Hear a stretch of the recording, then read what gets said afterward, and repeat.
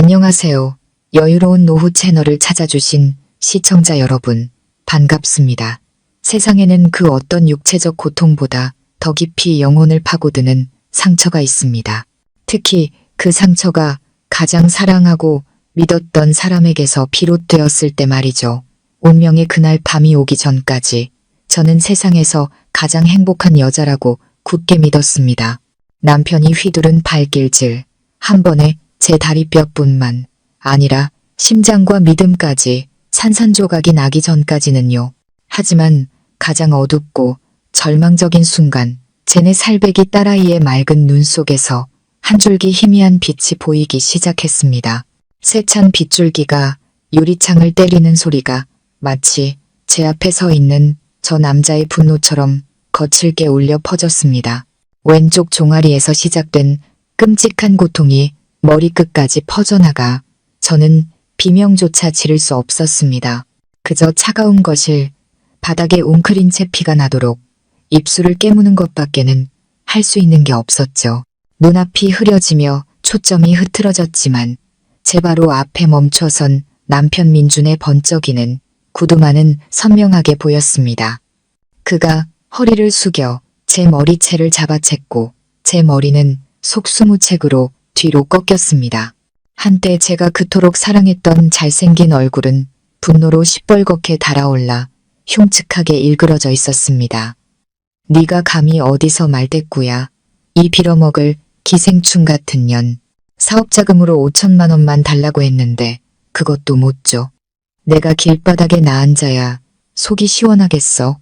그가 내뱉는 한마디 한마디가 비수처럼 제 가슴에 밝혔습니다. 기생충. 저는 딸 아린이를 낳고 가족에게 헌신하라는 그의 요구에 따라 회사를 그만두었습니다. 결혼할 때 부모님께서 물려주신 예금과 아파트까지 전부 그의 사업 자금에 보태주었죠. 그런데 이제 와서 저는 그의 눈에 그저 기생충일 뿐이었습니다. 저는 터져나오는 울음을 삼키며 겨우 말했습니다. 정말 돈이 없어요, 여보. 마지막 남은 돈까지 지난달에 다 줬잖아요. 거짓말. 민준이 으르렁거렸습니다. 제 머리를 쥔 그의 손에 힘이 더 들어갔습니다. 널 키워준 양부모가 죽으면서 집 한 채 남겼다며? 그거 팔아서 돈 빼돌렸지, 안 그래? 당장 불어.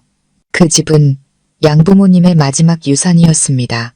하지만 그 집 역시 3년 전 그가 심장병에 걸렸다고 했을 때 그의 수술비를 대기 위해 이미 팔아버린 뒤였습니다. 벌써 잊은 걸까요? 하지만 더 이상 설명할 힘이 없었습니다. 다리의 통증이 제 모든 정신을 앗아가고 있었으니까요. 뭔가 잘못되었다는 걸 직감했습니다. 다리에서는 찌르는 듯한 통증 외에는 아무런 감각도 느껴지지 않았습니다. 저는 눈물과 땀으로 범벅이 된 채 절망적으로 애원했습니다. 제발 그만해. 다리가 너무 아파요. 민주는 비웃었습니다. 소름 끼치도록 차가운 미소였죠. 그는 제 머리채를 놓아버렸고 제 머리는 바닥에 세게 부딪혔습니다. 아파? 아파야 정신을 차리지. 그 교활한 버릇 좀 고치라고. 그는 차갑게 말을 내뱉고는 소파로 걸어가 휴대폰을 집어들었습니다. 그러고는 믿을 수 없을 만큼 다정하고 달콤한 목소리로 180도 다른 사람이 되어 통화를 시작했습니다. 자기야, 오빠 전화 받았어. 아, 지금 일 처리 중이야. 이거 끝나고 바로 자기랑 우리 아들 보러 갈게. 자기랑 우리 아들 너무 보고 싶다. 아들이라고요? 심장이 멎는 것 같았습니다. 제가 잘못 들은 게 아니겠죠? 누구랑 통화하는 거지? 어떤 아들? 머릿속이 혼란으로 가득 차자 육체적 고통은 더 큰 정신적 충격에 묻혀버렸습니다. 바로 그때 딸아이의 침실 문틈 사이로 흐느끼는 소리가 들려왔습니다. 우리 아린이 언제부터 저기 서 있었던 걸까요? 아이는 문 뒤에 숨어 겁에 질린 동그란 눈에 눈물이 그렁그렁한 채 울음소리가 새어나오지 않도록 작은 두 손으로 입을 틀어막고 있었습니다. 딸의 모습을 보자 심장이 갈갈이 찢기는 것 같았습니다. 아이가 모든 것을 봤습니다. 이 끔찍한 광경을 전부 목격한 겁니다. 민준도 소리를 들었는지 황급히 전화를 끊고 아이를 노려봤습니다. 뭘 울어? 뚝 그치고 방에 들어가서 문 닫아. 아린이는 깜짝 놀라 온몸을 부들부들 떨었지만 돌아가지 않았습니다. 아이는 저를 바라봤습니다. 그 눈에는 두려움이 가득했지만 동시에 나이답지 않은 총명함이 번뜩이고 있었습니다. 그 순간 절망 속에서 유일한 희망의 불씨가 타올랐습니다. 저는 딸을 보며 고통을 억누른 채 작게 고개를 저었습니다. 그리고는 소파 옆 탁자 위에 놓인 제 휴대폰을 향해 몰래 손가락을 가리켰습니다. 제 눈빛은 간절한 기도로 가득했습니다. 4살짜리 아이가 제 의도를 이해할 수 있을지 확신할 수 없었지만 아린이는 제 생각보다 훨씬 영리했습니다. 아이는 제 손가락이 가리키는 곳과 저를 번갈아 보더니 눈을 깜빡였습니다. 그러고는 저만 볼 수 있을 정도로 아주 작게 고개를 끄덕였습니다. 민준이 담배를 피우기 위해 창가로 몸을 돌린 틈을 타 아린이는 작은 고양이처럼 소리 없이 맨발로 소파를 향해 다가갔습니다. 심장이 터질 듯이 뛰었습니다. 제발 민준이 돌아보지 않기를 저는 숨을 죽이고 기도했습니다. 아이는 탁자 근처까지 다가가 일부러 발을 헛디딘 척 아야 소리를 내며 앞으로 넘어졌습니다. 아이의 손에 부딪힌 제 휴대폰은 두꺼운 카펫 위로 떨어졌습니다. 칠칠 맞게 민준이 돌아보지도 않고 소리쳤습니다. 바로 지금이었습니다. 아린이는 재빨리 휴대폰을 주었습니다. 하지만 탁자 위에 다시 올려놓는 대신 휴대폰을 품에 안고 민준의 시야에서 벗어난 탁자 밑으로 기어들어갔습니다. 아이의 작은 손이 떨면서 화면을 누르는 것이 보였습니다. 비밀번호는 자신의 생일, 혹시 모를 위급 상황에 대비해 제가 가르쳐줬었죠. 화면이 밝아지더니 아이는 연락처를 눌렀습니다. 작은 손가락으로 목록을 내리던 아이는 제가 사랑하는 외할아버지라고 저장해둔 이름에서 멈췄습니다. 아이는 휴대폰을 귀에 대고 작은 입술을 달싹였습니다. 목소리는 나오지 않았습니다. 아이가 두려워하고 있다는 것을 알았지만 아이는 최선을 다하고 있었습니다. 그리고 마침내 제 딸의 떨리고 끊어지는 목소리가 전화기 너머로 속삭이는 것을 들었습니다. 평생 잊을 수 없는 한마디였습니다. 아버지, 할아버지, 엄마가 곧 죽을 것 같아요. 수화기 너머는 침묵했습니다. 1초, 2초, 3초. 영혼처럼 느껴지는 침묵이 긴장된 공기 속에 내려앉았습니다. 저는 거의 절망했습니다. 하지만 바로 그때 낮고 따뜻하며 위험 있는 목소리가 작은 스피커를 통해 들려왔습니다. 아주 작은 소리였지만 이상하리만치 선명했습니다. 우리 아린이 착하다.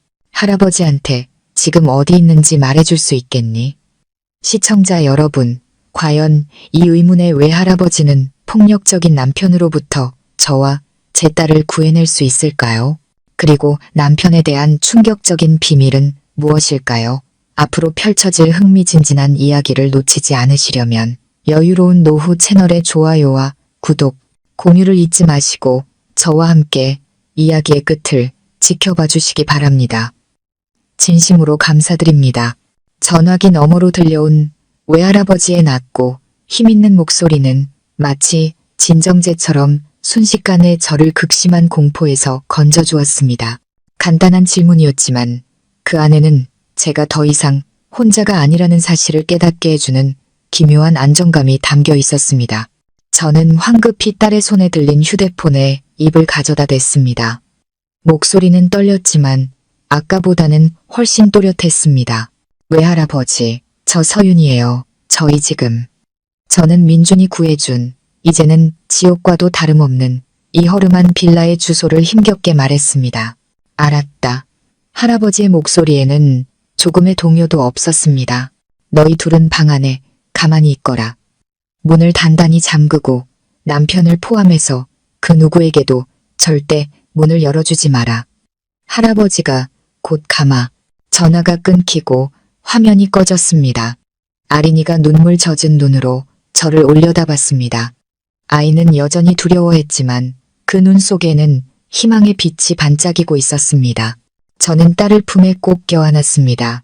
심장은 여전히 미친 듯이 뛰었지만 더 이상 두려움 때문이 아니었습니다.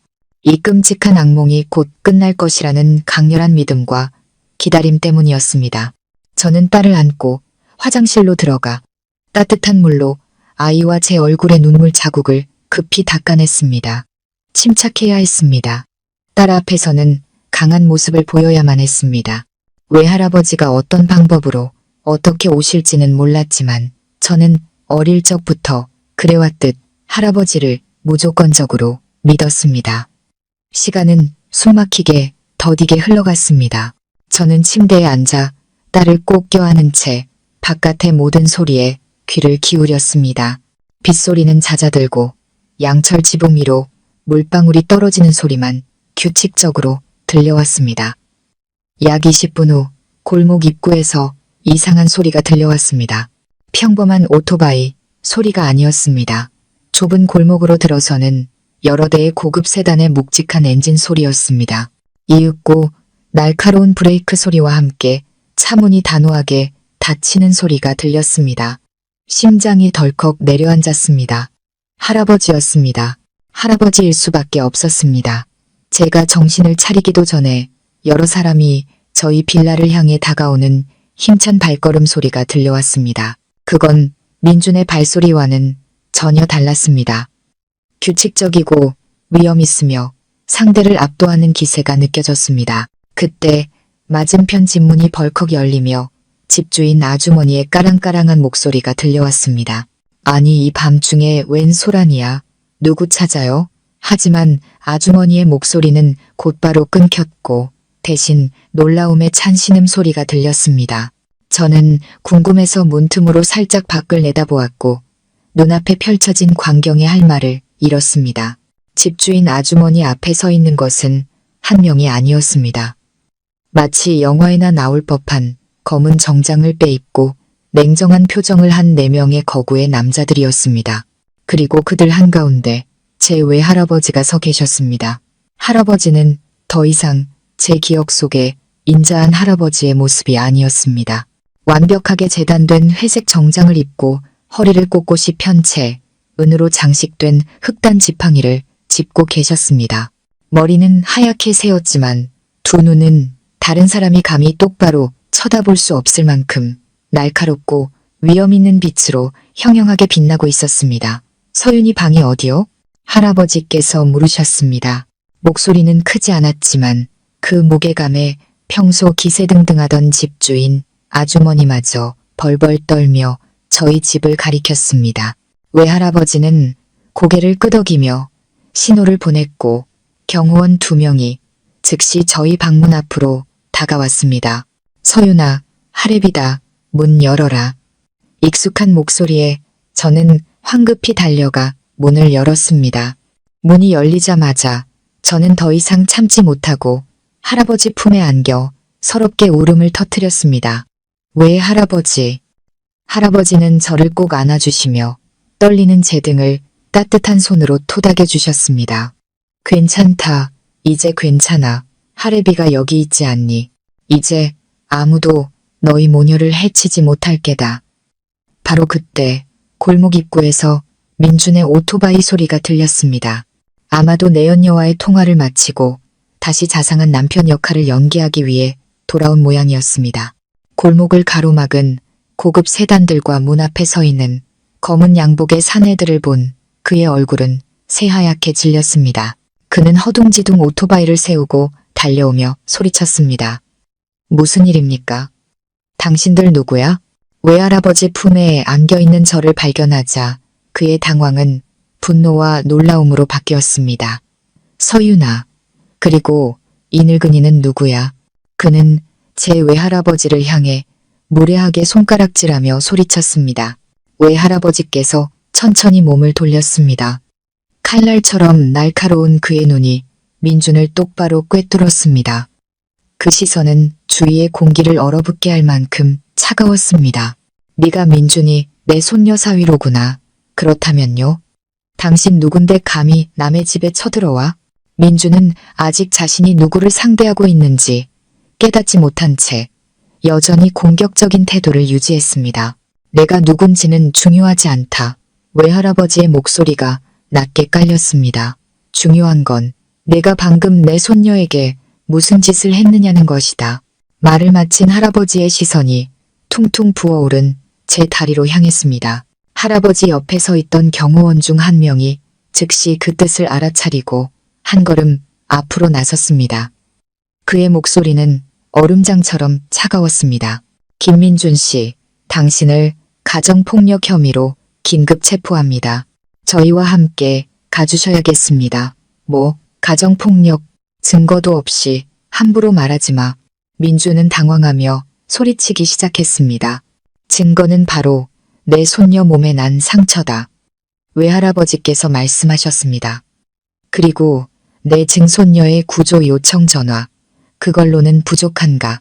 민주는 할 말을 잃고 얼굴이 창백해졌습니다.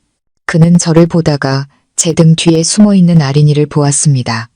그의 눈에는 믿을 수 없다는 표정이 가득했습니다. 자신이 무시했던 딸이 모든 것을 망쳐놓을 줄은 꿈에도 몰랐던 것입니다. 그가 더 이상 말을 잇지 못하자 2명의 경호원이 다가와 그의 양팔을 단단히 붙잡았습니다. 뭐 하는 짓이야? 이건화, 서윤아, 뭐라고 말 좀 해봐. 내 남편을 죽일 셈이야?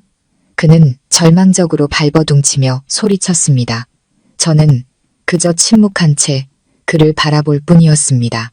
제 눈에는 더 이상 한 톨의 사랑도 남아있지 않았습니다. 오직 경멸과 냉담함만이 가득했습니다. 외할아버지는 다른 경호원에게 신호를 보냈고 그는 즉시 집주인 아주머니에게 두툼한 돈 봉투를 건넸습니다. 그자가 밀린 월세와 아주머니께 끼친 폐에 대한 보상금으로 충분할 거요. 이제부터 여기서 일어난 일은 아무 일도 없었던 걸로 합시다. 아시겠소? 집주인 아주머니는 돈 봉투를 보고 눈을 빛내며 연신 고개를 끄덕였습니다. 네, 그럼요. 전 아무것도 못 받고 아무것도 모릅니다. 모든 일이 신속하고 깔끔하게 처리되었습니다. 외할아버지는 제게 돌아서며 다시 따뜻한 목소리로 말씀하셨습니다. 가자, 아가. 집으로 돌아가자꾸나. 할아버지는 아린이를 번쩍 안아 올렸습니다. 아이는 절대적인 안전함을 느끼며 할아버지의 가슴에 얼굴을 묻었습니다. 다른 경호원이 걷기 힘들어하는 저를 부축했습니다. 저는 고급 세단으로 안내되었습니다. 차 안에는 흰 가운을 입은 한 여성이 기다리고 있었습니다. 집안의 주치이다. 내 상처를 응급처치해 줄 게다. 외할아버지께서 말씀하셨습니다. 차는 천천히 움직이기 시작했고 허름한 빌라와 경찰에게 연행되는 폭력적인 남편을 뒤로 했습니다. 저는 창밖을 내다보았습니다. 서울의 밤은 여전히 화려한 불빛으로 빛나고 있었지만 제 마음속에서는 이제 막 거대한 폭풍이 시작되고 있었습니다. 이 길의 끝에서 저는 진실뿐만 아니라 감히 꿈꿔본 적도 없는 가족과 기댈 곳을 다시 찾게 될 것이었습니다. 고급 세단은 밤의 도시를 미끄러지듯 달렸습니다. 흔들림이 전혀 느껴지지 않을 정도로 부드러운 승차감은 제가 익숙했던 만원 버스나 민준의 낡은 오토바이와는 하늘과 땅 차이였습니다. 차 안에서 여의사는 제 다리의 상처를 부드럽게 소독하고 붕대를 감아주었습니다. 다행히 뼈는 부러지지 않았지만 연조직 손상이 심각해 한동안 휴식이 필요하다고 했습니다. 아린이는 극심한 공포 끝에 외할아버지의 품에서 깊이 잠들어 있었습니다. 천사처럼 잠든 아이의 얼굴을 보니 다시 가슴이 미어졌습니다. 만약 아린이의 전화가 아니었다면 오늘 밤 우리 모녀는 어떻게 되었을까요? 저는 제 옆에 앉아 계신 제 딸이 외할아버지라고 부르는 남자를 바라보았습니다. 제 희미한 기억 속 할아버지의 모습은 그저 흐릿한 조각들 뿐이었습니다. 저는 태어나자마자 보육원에 버려졌고 마음씨 좋은 공무원 부부였던 양부모님께 입양되었습니다. 부유하지는 않았지만 저희 집은 항상 사랑으로 가득했습니다. 양아버지 김진수 씨는 건설회사의 엔지니어셨는데 말수는 적었지만 아내와 딸을 끔찍이 아끼는 분이셨습니다. 양어머니 박은희 씨는 초등학교 선생님이셨습니다. 어머니는 항상 제게 다정하셨고 올바른 것들을 가르쳐 주셨습니다. 저는 두 분을 친부모님처럼 사랑하고 감사했습니다. 그리고 그 행복했던 어린 시절의 기억 속에 가끔 특별한 한 남자가 등장했습니다. 부모님께서 항상 남 회장님이라고 깍듯하게 부르던 분, 바로 지금의 제 외할아버지였습니다. 당시 남황남 회장님은 양아버지가 다니시던 건설그룹의 총수이자 아버지의 가장 가까운 친구분이셨습니다. 저는 명절마다 할아버지가 선물을 잔뜩 들고 저희 집에 오셨던 것을 기억합니다. 슬아의 자식이 없으셨고 아내분과도 일찍 사별하셔서 저를 유독 예뻐하셨습니다. 할아버지는 저를 무릎에 앉히고 머리를 쓰다듬으며 말씀하시곤 했습니다. 이 아이는 참 총명하고 똑똑하구나. 나중에 커서 틀림없이 큰 인물이 될 게다. 저를 바라보는 할아버지의 눈빛은 항상 따뜻하고 다정했습니다. 할아버지는 또 제가 초등학교부터 대학교를 졸업할 때까지 모든 학비를 지원해 주셨습니다. 교육에 대한 투자는 결코 손해보지 않는 투자라면서 말이죠. 양부모님께서는 처음에는 거절하셨지만 할아버지는 그저 예뻐하는 손녀에게 무언가 해주고 싶을 뿐이라고 말씀하셨습니다. 비극은 제가 대학교 마지막 학년일 때 찾아왔습니다. 지방으로 출장을 가셨던 양부모님께서 불의의 교통사고로 두 분 모두 돌아가신 것입니다. 제 세상이 무너져 내렸습니다. 제가 가장 절망했을 때 바로 남 회장님께서 모든 장례 절차를 맡아주시고 저를 위로하고 격려해 주셨습니다. 네, 양부모는 떠났지만 너에겐 아직 이 할애비가 있다. 이제부터 나를 친가족이라 생각하거라. 그 후 할아버지는 제가 그룹의 자회사에 안정적인 직장을 얻을 수 있도록 도와주셨습니다. 제 삶은 점차 안정을 되찾았고 슬픔도 서서히 옅어져 갔습니다. 그리고 저는 민준을 만났습니다. 그는 영업부의 새로운 신입사원이었고 저보다 2살 많았습니다. 그는 훤칠하고 잘생긴 외모에 말솜씨가 좋았고 항상 진취적인 사람처럼 보였습니다. 그는 제게 자신의 어려운 환경과 오늘날의 위치에 오르기까지 얼마나 노력했는지에 대해 이야기했습니다. 가족을 잃은 슬픔 속에서 기댈 곳을 갈망하던 저는 그의 진솔함과 의지에 금세 마음을 빼앗겼습니다. 우리는 사랑에 빠졌습니다. 처음 민준을 남 회장님께 소개해드렸을 때 저는 할아버지의 눈빛을 아직도 똑똑히 기억합니다. 할아버지는 별 말씀 없이 그저 조용히 민준을 관찰하셨습니다. 그날 밤 할아버지는 저를 서재로 따로 부르셨습니다. 서윤아, 할아버지는 무거운 목소리로 말씀하셨습니다. 저 청년, 영리해 보이기는 하나 눈빛이 정직하지 못하구나. 내 연애사에 내가 관여할 수는 없지만 조심해야 한다. 사람 속은 알기 어려운 법이니 그때 저는 사랑의 눈이 멀어 할아버지의 경고를 대수롭지 않게 여겼습니다. 할아버지께서 너무 의심이 많으신 거라고, 민주는 좋은 사람이라고 생각했습니다. 심지어 그가 가난한 환경에서 자라 조금 위축되어 그런 것일 거라고 변명까지 했습니다. 남 회장님은 그저 한숨을 쉬실 뿐 더 이상 아무 말씀도 하지 않으셨습니다. 저희는 1년 뒤 결혼했습니다. 남 회장님은 제게 강남의 고급 아파트 한 채와 적지 않은 예금을 혼수로 주셨습니다. 그것은 양부모님께서 저를 위해 모아두신 재산이라고 하셨습니다. 결혼 후 민주는 처가에 의지한다는 소리를 듣기 싫다며 독립해서 사업을 하고 싶다고 했습니다. 그는 아주 그럴듯한 사업 계획을 제게 보여주었습니다. 남편을 전적으로 믿었던 저는 망설임 없이 제 모든 예금과 할아버지께서 주신 아파트를 판 돈까지 그의 사업 자금으로 내주었습니다. 아린이가 태어난 후 민주는 제가 집에서 아이를 돌보면 자신이 경제를 책임지겠다고 했습니다. 저는 또다시 그의 말을 따랐고 그것이 제 비극의 시작이었습니다. 민준의 사업은 좀처럼 순탄치 않은 듯 했습니다. 그는 계속해서 어려움을 토로했고 자금이 더 필요하다고 했습니다. 저는 더 이상 줄 돈이 없었고 그를 격려하는 것밖에 할 수 없었습니다. 점차 그의 태도가 변하기 시작했습니다. 그는 신경질적으로 변했고 제게 짜증을 내는 일이 잦아졌습니다.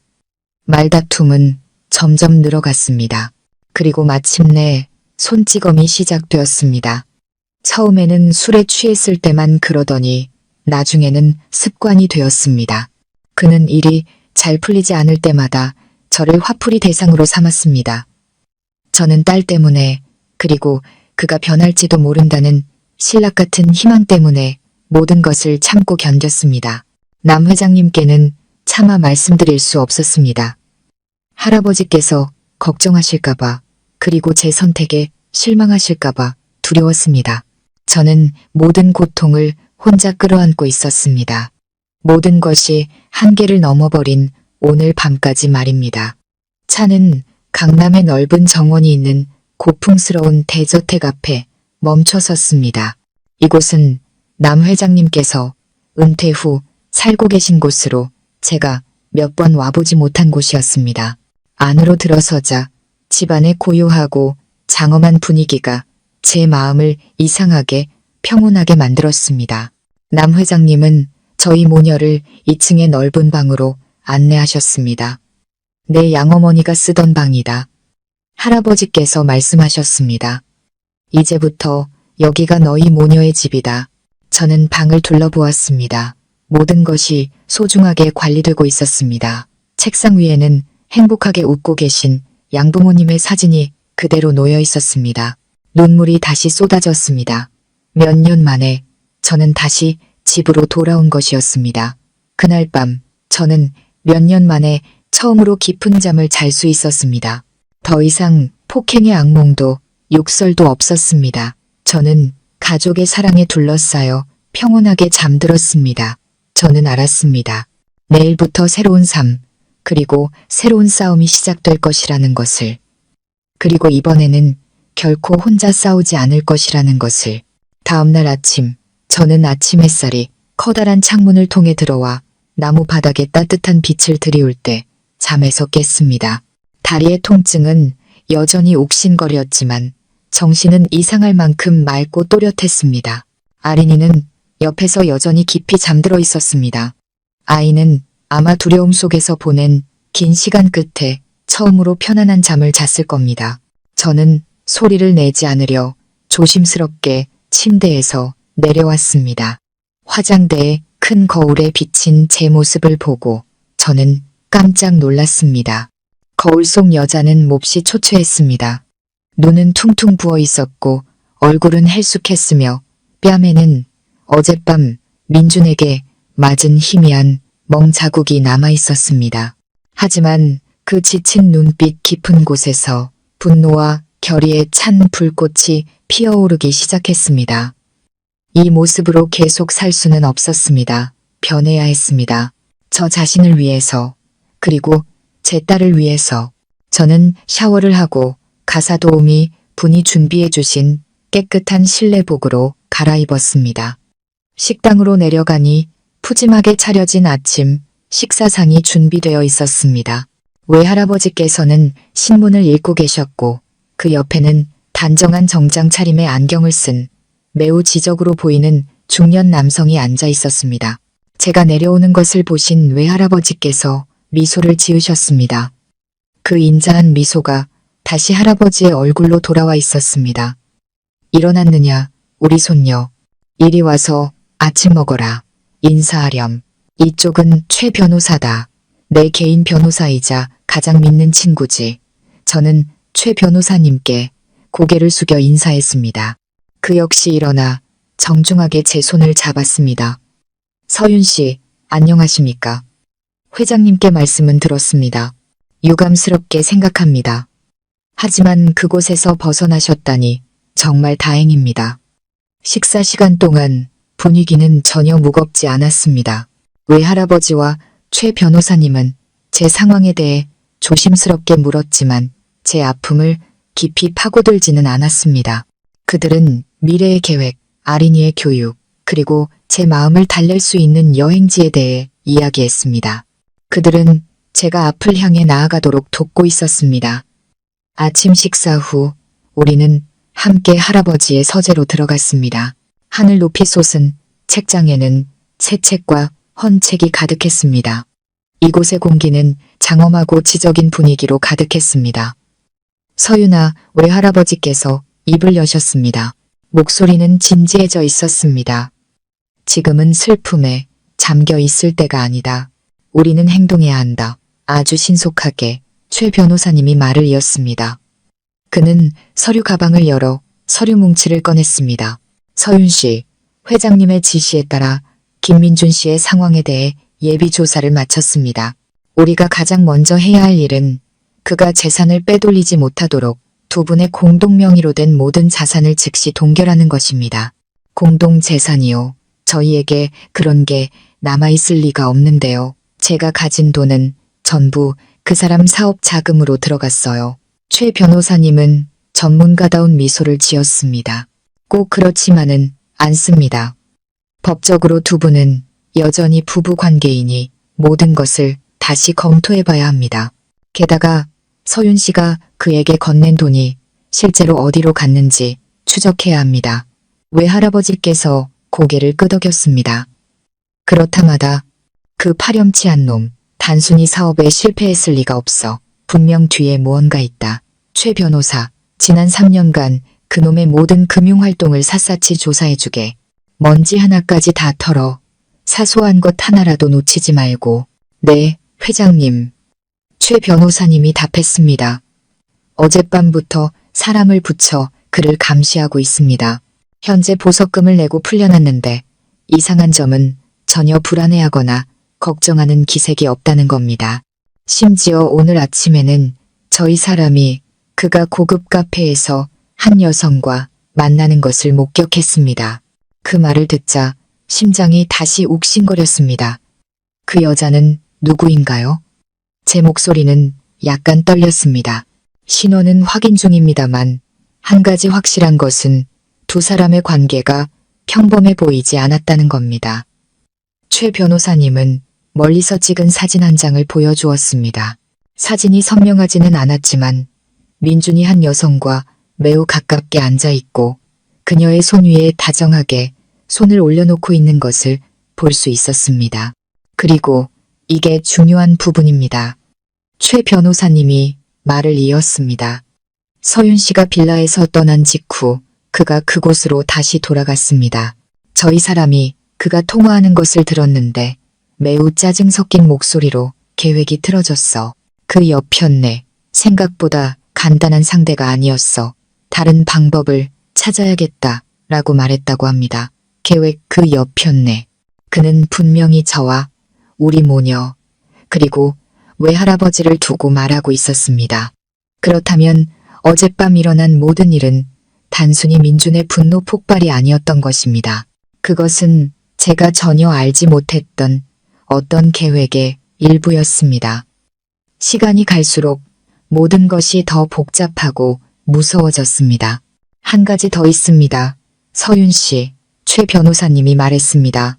법적으로 우리는 그를 가정폭행 혐의로 고소할 충분한 증거를 가지고 있습니다. 하지만 아린 양의 양육권을 확실하게 가져오고 그가 더 큰 대가를 치르게 하려면 그가 아버지로서의 자격이 없다는 것과 그의 다른 불법 행위에 대한 더 많은 증거가 필요합니다. 외할아버지께서 저를 바라보셨습니다. 그의 눈빛은 단호했습니다. 서윤아, 이게 너에게 무척 힘든 일이라는 걸 안다. 하지만 강해져야 한다. 이건 내 싸움이다. 이혼하고 위자료를 받는 선에서 끝내고 싶으냐? 아니면 끝까지 가서 그놈의 진짜 얼굴을 만천하에 드러내고 네가 겪었던 세월에 대한 정의를 되찾고 싶으냐? 저는 외할아버지를 보고 다시 최 변호사님을 보았습니다. 제 안의 분노와 결의의 불꽃이 맹렬하게 타올랐습니다. 저는 이미 너무 많은 것을 잃었습니다. 딸까지 잃을 수는 없었습니다. 그리고 제 인생을 짓밟은 그가 법의 심판을 받지 않고 유유히 살아가는 것을 볼 수는 없었습니다. 끝까지 가고 싶어요. 제 목소리는 더 이상 떨리지 않고 이상하리만치 단단했습니다. 그가 모든 것에 대한 대가를 치르게 하고 싶어요. 외할아버지께서 만족스럽게 고개를 끄덕였습니다. 좋다, 우리 손녀. 그럼 이제 우리의 계획을 본격적으로 시작하자. 그날 하루 종일 저는 외할아버지, 최 변호사님과 함께 서재에 있었습니다. 그들은 단계별로 아주 상세한 계획을 세웠습니다. 수동적인 피해자였던 저는 이제 계획의 일부, 다가올 법적, 심리적 전쟁의 중요한 한 축이 되었습니다. 앞길이 험난할 것이라는 것을 알았지만 더 이상 두렵지 않았습니다. 이제 제 등 뒤에는 차가운 고독의 벽이 아닌 저를 보호하고 지원할 준비가 된 거대한 제국이 버티고 있었기 때문입니다. 그 후 며칠 동안 저는 개인적인 슬픔을 잠시 접어두고 외할아버지와 최 변호사님이 세운 계획에 집중했습니다. 강남의 대저택은 우리의 작전 본부가 되었습니다. 매일 최 변호사님이 찾아와 상황을 보고하고 함께 새로운 정보를 분석했습니다. 살림만 알던 평범한 주부였던 저는 이전에는 들어본 적도 없는 법률 용어와 금융 용어에 익숙해지기 시작했습니다. 저는 최 변호사님이 가져다주는 자료들을 탐독하며 제가 맞서 싸워야 할 전쟁의 모든 측면을 이해하려 노력했습니다. 외할아버지께서는 조사에 직접 참여하지는 않으셨지만 전략적인 방향을 제시하고 그의 광범위한 인맥을 활용하여 지원해 주셨습니다. 할아버지의 침착함과 지혜는 제게 든든한 정신적 버팀목이 되어 주었습니다. 첫 번째이자 가장 중요한 단계로 최 변호사님은 저를 대신하여 법원에 저와 민준의 공동명의로 된 모든 은행 계좌에 대한 긴급 동결을 신청했습니다. 동시에 관련 자산에 대한 모든 매매 및 양도 거래를 금지해달라는 요청서를 관계기관에 제출했습니다. 이는 민준의 퇴로를 차단하고 남은 재산을 빼돌리는 것을 막기 위한 선제 공격이었습니다. 우리의 예상대로 이 조치는 민준을 궁지에 몰린 짐승처럼 만들었습니다. 그는 제게 계속해서 전화하고 문자를 보냈습니다. 처음에는 달콤한 말로 저를 달래며 소송을 취하해달라고 애원했습니다. 서윤아, 왜 이래? 왜 계좌를 동결시켜? 나 지금 프로젝트 때문에 급하게 돈이 필요하단 말이야. 네가 이러면 나 죽으라는 거야. 제가 답장하지 않자 그는 협박으로 태도를 바꿨습니다. 잘났어, 정말. 그 늙은이 하나 믿고 나한테 이럴 수 있다, 이거지? 똑똑히 들어. 날 막다른 길로 몰지 마. 그때는 너랑 내 딸도 무사하지 못할 테니까. 그 문자들은 저를 두렵게 하기는커녕 오히려 분노를 키웠습니다. 저는 모든 내용을 최 변호사님께 전달했고 그것들은 그의 폭력적이고 비열한 본성을 보여주는 강력한 증거가 되었습니다. 한편 최 변호사님의 팀은 매우 효율적으로 움직였습니다. 불과 사흘 만에 그들은 초기 조사 결과를 가져왔습니다. 최 변호사님은 외할아버지의 서재에 있는 커다란 원목 책상 위에 서류 뭉치를 펼쳐놓았습니다. 회장님, 서윤 씨, 첫 번째 단서를 잡았습니다. 그는 두꺼운 은행, 거래 내역서를 가리켰습니다. 이것은 지난 3년간 서윤 씨가 김민준 씨에게 송금한 계좌 내역입니다. 총액은 5억 원이 넘습니다. 결코 적지 않은 금액이죠. 저는 종이 위에 빽빽하게 찍힌 숫자들을 보며 가슴이 미어졌습니다. 5억. 그것은 제 모든 예금이자 양부모님의 유품이었던 집을 판 돈이었습니다.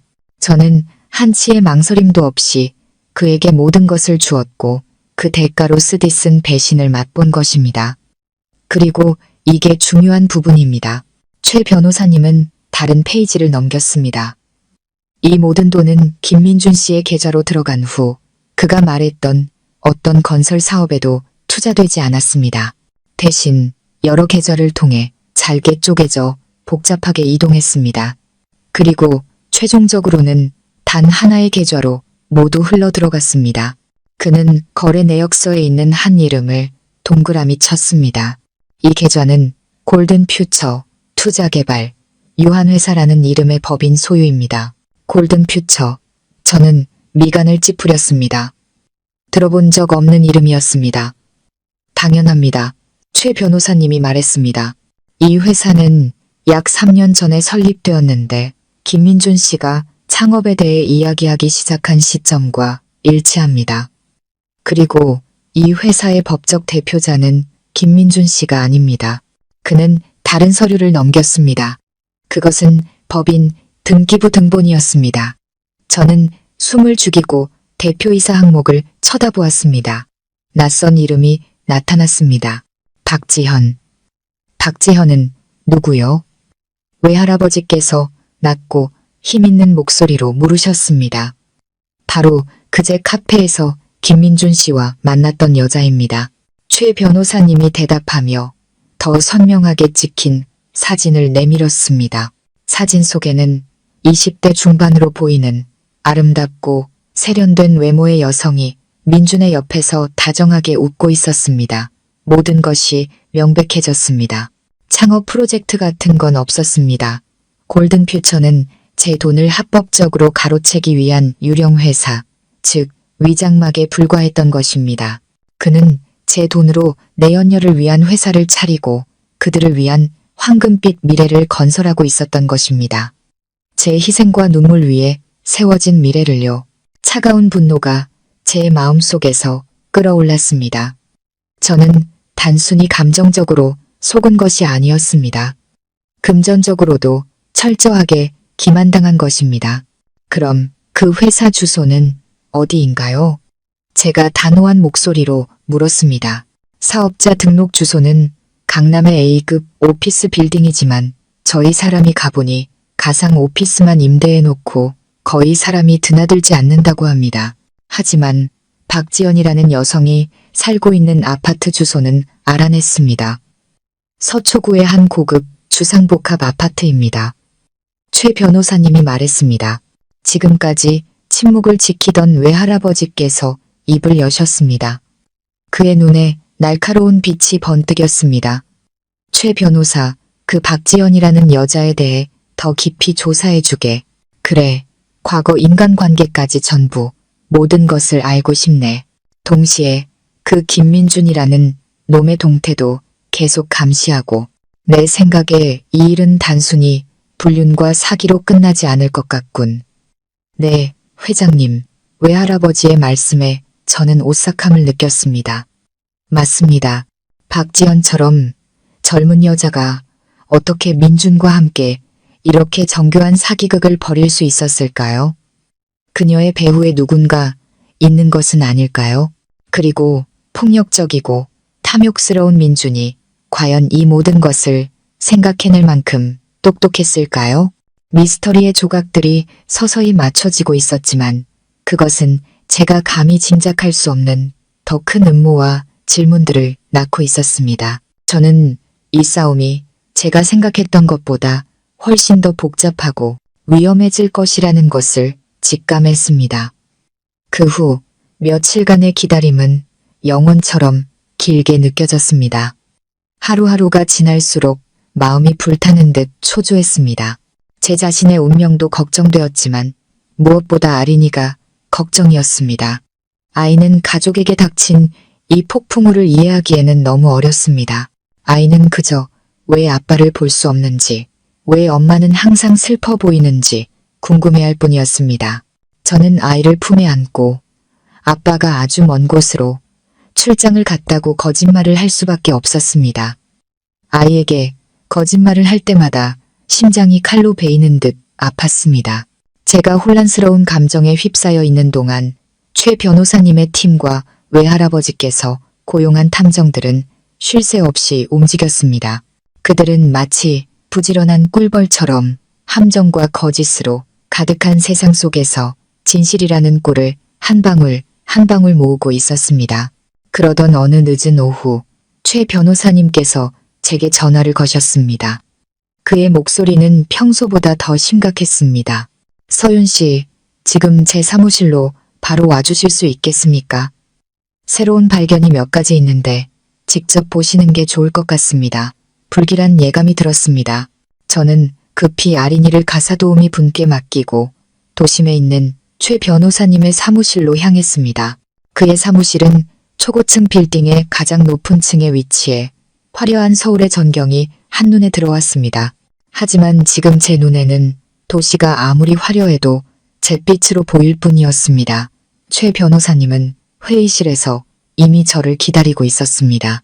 커다란 테이블 위에는 몇 개의 서류철과 노트북이 펼쳐져 있었습니다. 앉으시죠. 그가 낮은 목소리로 말했습니다. 지금부터 보시게 될 내용은 꽤 충격적일 수 있습니다. 마음의 준비를 하셔야 합니다.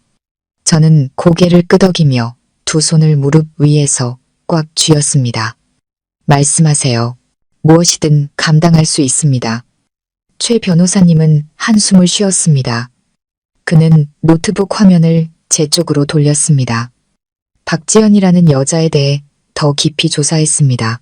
그녀는 간단한 여자가 아니었습니다. 겉으로는 스타트업 회사의 대표지만 실제로는 꽤 복잡한 과거를 가지고 있었습니다. 그리고 가장 중요한 것은 그녀와 김민준 씨가 최근에 만난 사이가 아니라는 겁니다. 그는 플레이 버튼을 눌렀습니다.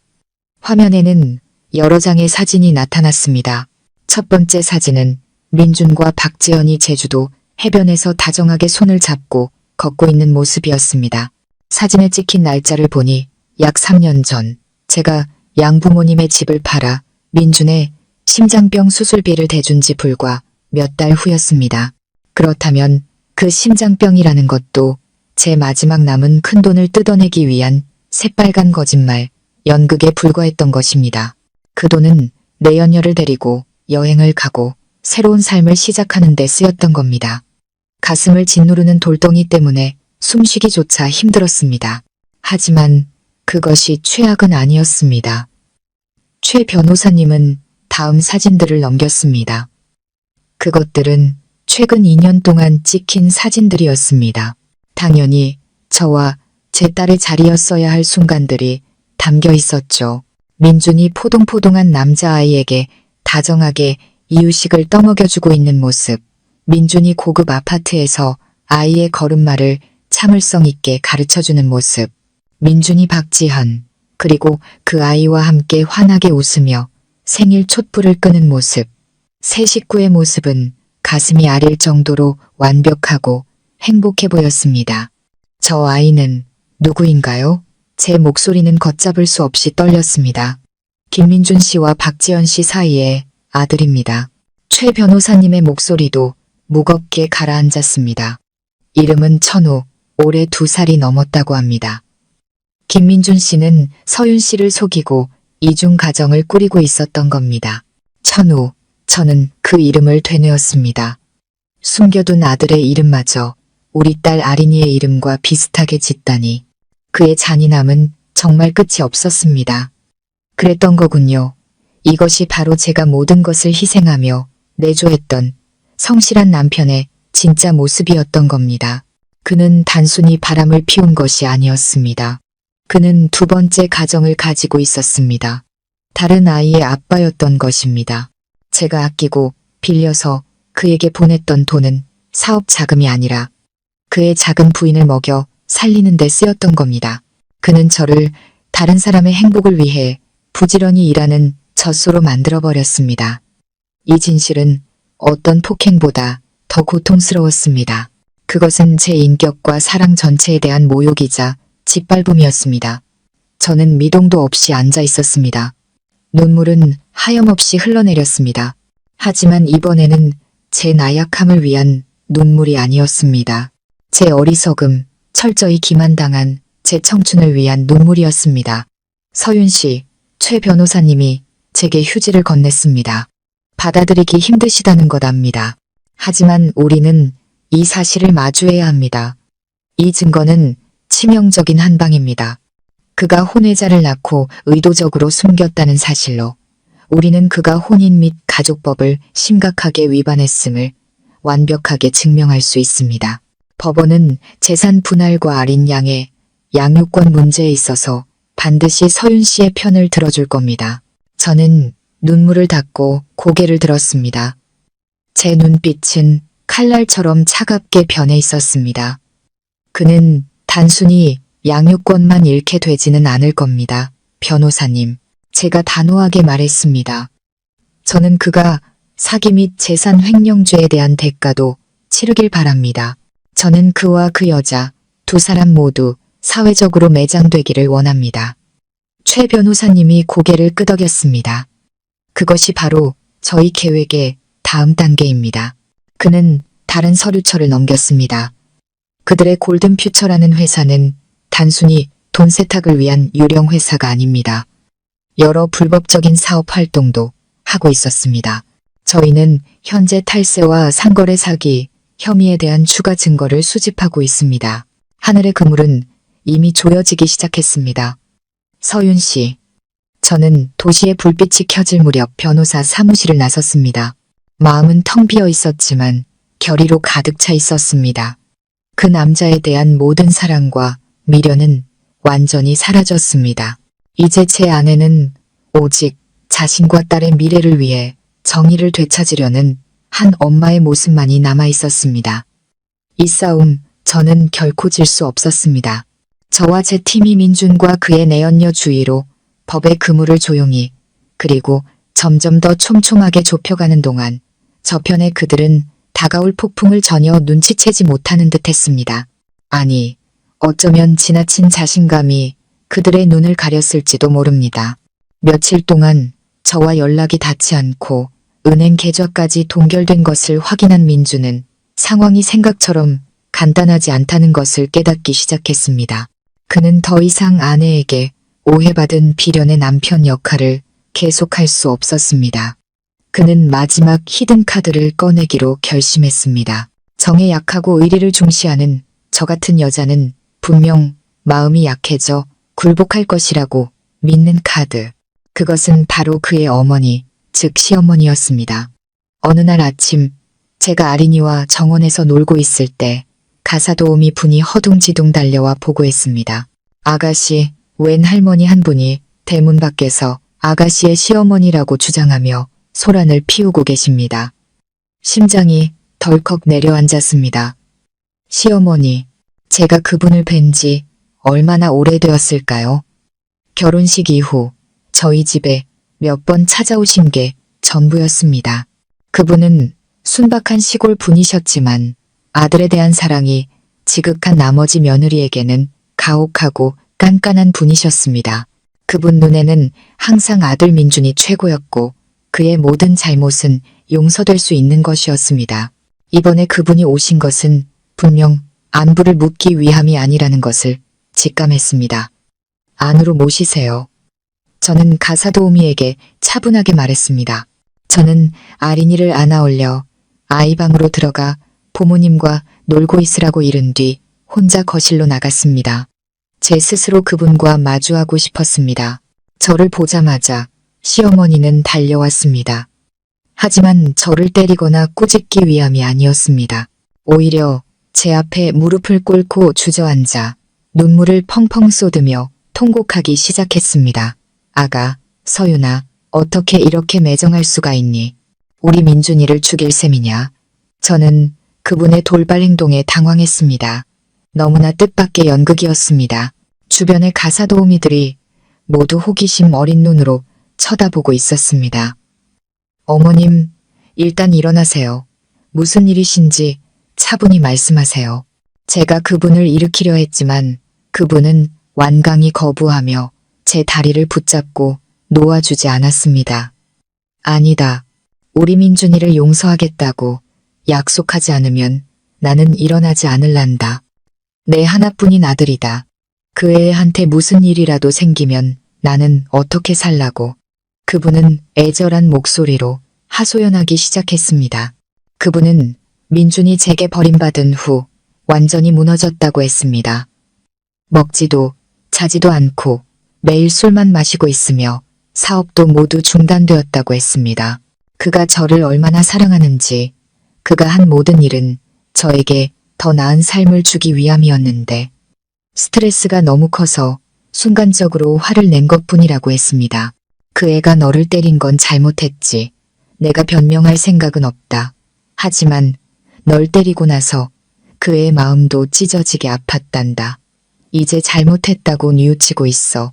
네가 아내인데 어떻게 네 남편을 벼랑 끝으로 밀어낼 수가 있니? 네가 계좌를 막고 법원에 고소하고 그 애를 감옥에 보내려는 거지? 그 애가 감옥에 가면 우리 아린이는 누가 키우고 그의 미래는 누가 책임지니? 그분의 한마디 한마디는 제 약점을 정확히 파고들었습니다.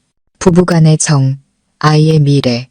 그분은 민준을 한순간의 실수로 모든 것을 잃을 위기에 처한 불쌍하고 책임감 있는 남편이자 아버지로 묘사했습니다.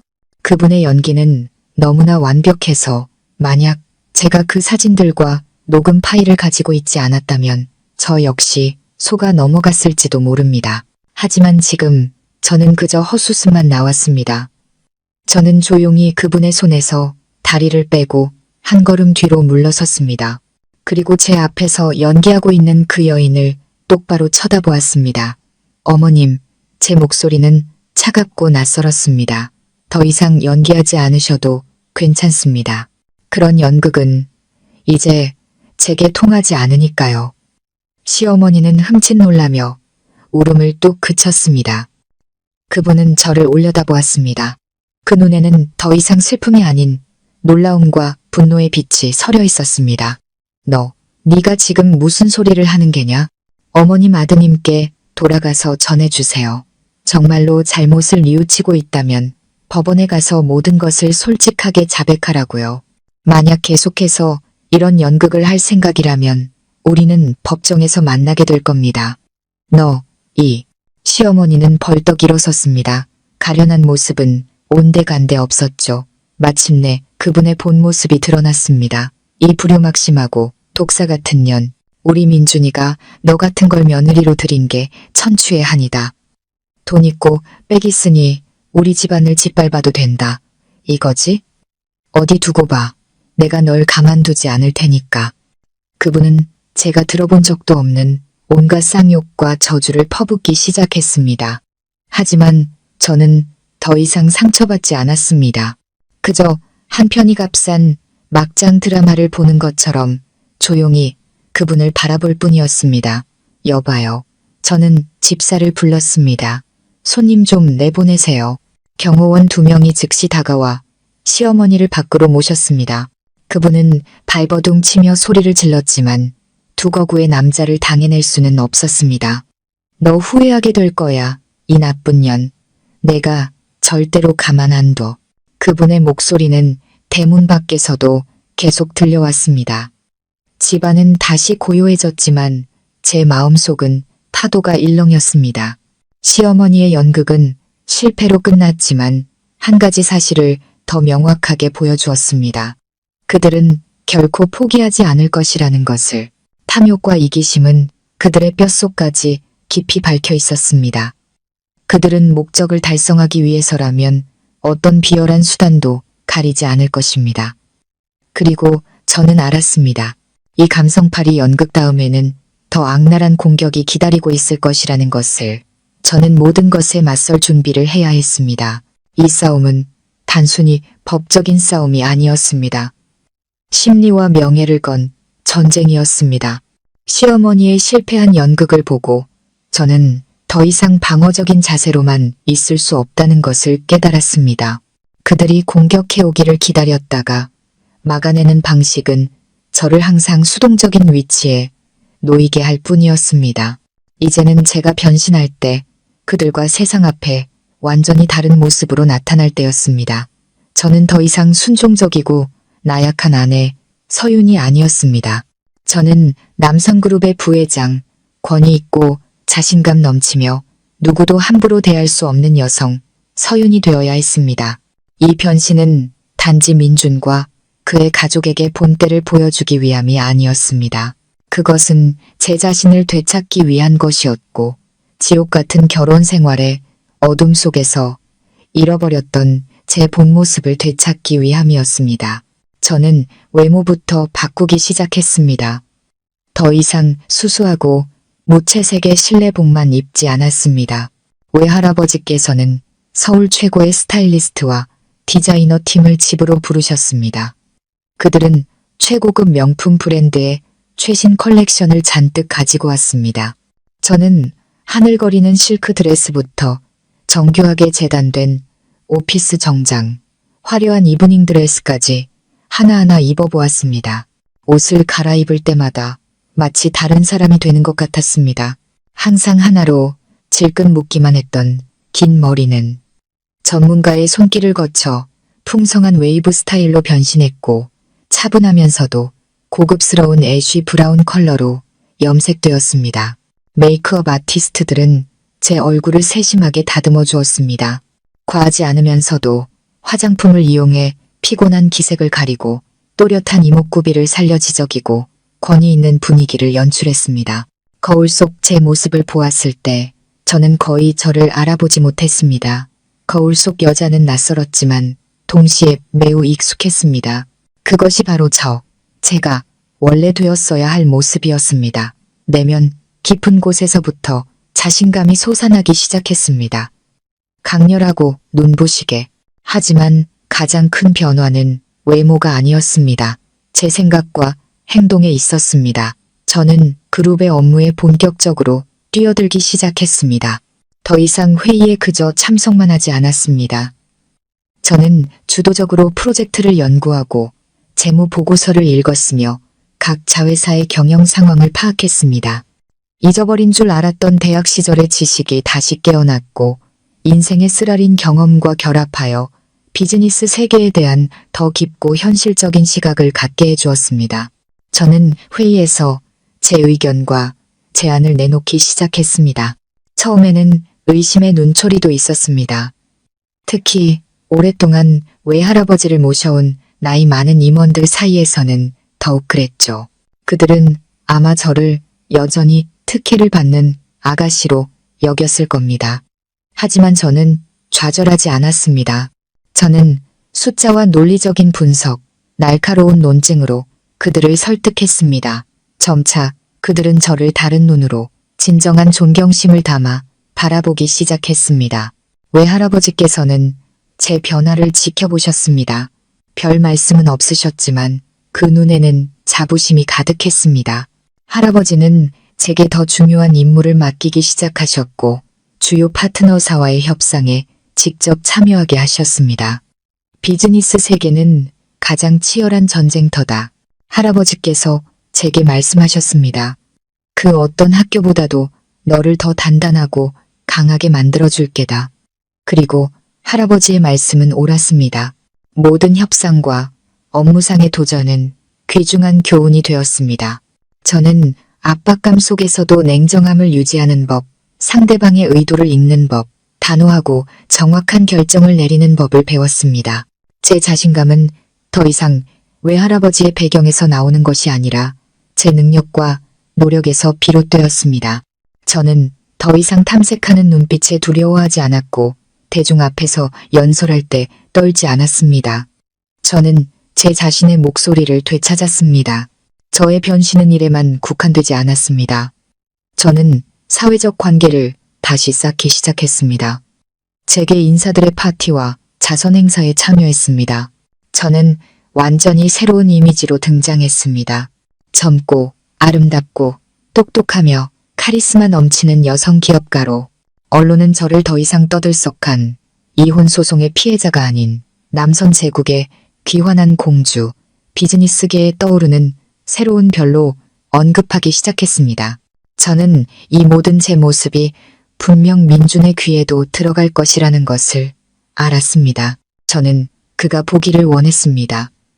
그가 버리고 무시했던 여자가 이제는 그가 평생 닿을 수 없는 위치에 서 있다는 것을 알기를 원했습니다. 저는 그가 후회하기를 바랐습니다. 하지만 더 깊은 의미에서 이 변신은 저 자신을 위한 것이었습니다. 그것은 제 인생이 한심한 남자 하나 때문에 망가질 수 없다는 선언이었습니다. 저는 더 나은 삶, 더 빛나는 미래를 가질 자격이 있었고 저는 제 손으로 그 미래를 만들어낼 것이었습니다.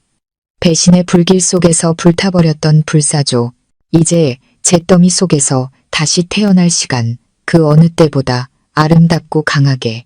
제가 그룹에 정식으로 출근한 지 약 한 달이 지났을 때 제 삶은 완전히 변해 있었습니다. 저는 일과 회의, 출장으로 바쁜 나날을 보냈습니다. 그 바쁨은 고통을 잊고 미래에 집중하게 해주는 최고의 약이었습니다. 남선그룹 부회장으로서의 제 모습은 언론에 점점 더 많이 노출되었습니다. 저는 민준과 그의 가족이 이 모든 것을 보고 알고 있을 것이라고 확신했습니다. 하지만 이상하게도 그들은 쥐 죽은 듯이 조용했습니다. 전화도 문자도 어떤 소란도 더 이상 없었습니다. 그 침묵은 저를 약간 불안하게 만들었습니다. 그들이 무언가 음모를 꾸미고 있는 걸까요? 아니면 정말로 겁을 먹고 포기한 걸까요? 어느 쪽이든 저는 방심할 수 없었습니다. 저는 최 변호사님의 팀에게 계속해서 증거를 수집하고 다가올 재판을 준비하도록 했습니다. 어느 토요일 오후 저는 스트레스 가득했던 한 주를 보내고 제 자신에게 편안한 오후를 선물하기로 결심했습니다. 아린이에게 줄 선물을 몇 가지 사고 싶었습니다. 아이가 곧 유치원에서 학예회 발표를 하는데 제 딸이 가장 예쁜 아이였으면 했습니다. 저는 외할아버지께서 새로 사주신 흰색 컨버터블 스포츠카를 몰고 도심의 한 고급 백화점으로 향했습니다. 더 이상 예전처럼 주눅들거나 어색해하지 않았습니다. 저는 자신감 있게 걸었고 우아한 귀부인의 모습은 이제 익숙해져 있었습니다. 저는 고급 아동복 매장에서 아린이에게 줄 분홍색 공주 드레스를 고르느라 여념이 없었습니다. 그때 등 뒤에서 익숙하지만 날카로운 목소리가 들려왔습니다. 어머, 이게 누구야? 전 올케 아니에요? 요즘 아주 출세하셨네. 이런 비싼 차도 몰고 이런 데도 다 오고. 돌아보니 거기에는 다름 아닌 민준의 내연녀 박지연이 서 있었습니다. 하지만 그녀는 혼자가 아니었습니다. 그녀의 팔짱을 다정하게 끼고 있는 사람은 바로 민준이었습니다. 그는 좀 더 마르고 초췌해 보였지만 입고 있는 정장은 여전히 번쩍였습니다. 저를 보자 그의 눈에는 순간 당황과 어색함이 스쳤지만 이내 냉담하고 무심한 표정으로 가려졌습니다. 하지만 박지연은 달랐습니다. 그녀는 제 머리부터 발끝까지 훑어보았고 그 눈에는 질투와 적대감을 숨기지 않았습니다. 그녀의 배는 꽤 불러 있었고 마치 과시하듯 도전하듯 일부러 배를 내밀고 있었습니다. 왜요? 많이 놀랐어요. 자기가 뭐라고 우리더러 이런데 오지 말라고 할 수 있을 줄 알았나? 하긴 당신 같은 사람은 평생 재래시장이나 다녔을 테니 그럴 만도 하겠네. 저는 아무 말 없이 그저 옅게 미소 지었습니다. 저 자신을 낮춰 그녀 같은 사람과 말싸움을 하고 싶지 않았습니다. 제 침묵은 오히려 그녀를 더 화나게 하는 것 같았습니다. 민준 씨, 저것 좀 봐. 이제 부회장님 되셨다고 사람을 아주 무시하네. 그녀는 민준의 팔에 애교를 부리듯 기댔습니다. 아니면 아직도 민준 씨한테 차인 게 분해서 저러나? 하긴 늙고 애도 못 낳는 여자가 어떻게 남편을 지키겠어. 할 말 다 했어요? 이번에는 저도 침묵하지 않았습니다. 저는 박지연의 눈을 똑바로 쳐다보며 말했습니다. 목소리는 크지 않았지만 얼음장처럼 차가웠습니다. 당신 같은 상간녀한테 인생 교훈 들을 시간 없으니까 길 좀 비켜줄래요? 뭐라고? 누가 상간녀야? 박지연은 분노로 얼굴이 시뻘개졌습니다. 나는 민준 씨의 약혼녀고 뱃속에 있는 아들의 엄마야. 여기서 불필요한 건 바로 당신이라고. 그녀가 제게 달려들려 했지만 민준이 그녀를 막았습니다. 됐어, 지연아. 여기서 소란 피우지 마. 민준의 목소리에는 피곤함이 묻어났습니다. 그는 복잡한 눈빛으로 저를 바라보았습니다. 서윤아, 우리 이렇게까지 할 필요 없잖아. 다 지난 일이잖아. 맞아요. 다 지난 일이죠. 제가 대답했습니다. 그러니 당신 여자 관리나 잘해요. 아무 데서나 함부로 짖어서 다른 사람 피해주지 않게. 저는 말을 마치고 고른 드레스를 들고 계산대로 향했습니다. 저는 일부러 외할아버지께서 주신 막강한 권력을 상징하는 블랙카드를 꺼내 들었습니다. 직원은 그 카드를 보자마자 태도가 돌변하며 제게 깍듯하게 고개를 숙여 인사했습니다. 박지연과 민주는 그 광경을 보고 얼굴이 하얗게 질렸습니다. 이런 과시가 조금 유치하다는 것은 알았지만 필요했습니다. 저는 그들에게 이제 우리의 위치가 완전히 뒤바뀌었다는 것을 보여줘야 했습니다. 계산을 마치고 명품 쇼핑백을 들고 저는 그들을 한 번도 쳐다보지 않고 매장을 나섰습니다. 저는 마치 관심 가질 가치도 없는 두 낯선 사람을 지나치듯 그들을 스쳐 지나갔습니다. 하지만 제가 몇 걸음 걷자 민준이 갑자기 저를 불렀습니다. 서윤아, 잠깐만. 저는 걸음을 멈췄지만 돌아보지는 않았습니다. 그의 발소리가 가까워지는 것이 들렸습니다. 내가 잘못했다는 거 알아. 그의 목소리에는 간절함이 섞여 있었습니다. 하지만 내 살 길은 막지 말아주면 안 될까? 지금 회사가 파산 직전이야. 네가 할아버지께 말씀 한마디만 해주면 나 좀 살려주면 안 될까? 저는 천천히 돌아섰습니다. 그의 눈을 똑바로 쳐다보며 비웃음을 입가에 띄었습니다. 살기를 막는다고요? 김민준 씨, 당신과 당신 가족이 나한테 무슨 짓을 하려고 했는지 기억해요? 내 재산을 빼앗고 내 딸까지 빼앗으려 했잖아요. 당신이 한 짓에 비하면 당신 회사가 파산하는 게 뭐 그리 대수라고요? 하지만 그건 내 모든 것이었어. 그럼 내 청춘, 내 희생은요? 그건 누가 보상해주죠? 제가 그의 말을 끊으며 쏘아붙였습니다. 내가 이 정도로 끝낸 걸 다행으로 생각해요. 내 인내심을 시험하지 마세요.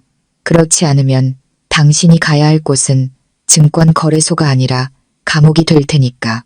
제 말은 민준의 얼굴에 찬물을 끼얹는 것과 같았습니다. 그의 얼굴은 새하얗게 질렸습니다. 그는 한 걸음 뒤로 물러서며 아무 말도 하지 못했습니다. 저는 더 이상 그와 1초도 낭비하고 싶지 않았습니다. 저는 단호하게 돌아서서 걸었고 붐비는 사람들 속에 그를 망연자실하게 서 있도록 내버려 두었습니다. 이 예기치 못한 만남은 조금 불쾌했지만 한 가지 사실을 분명히 보여주었습니다. 민주는 정말로 두려워하고 있다는 것을. 그는 무너지고 있었고 저는 아린이를 되찾을 날이 머지않았다는 것을 직감했습니다.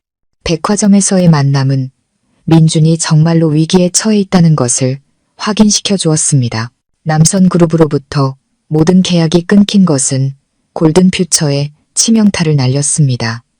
다른 투자자들도 자금을 회수하기 시작했고 파트너사들은 계약을 파기했습니다. 그와 박지연이 제 돈으로 공들여 쌓아 올린 배는 침몰 직전에 있었습니다.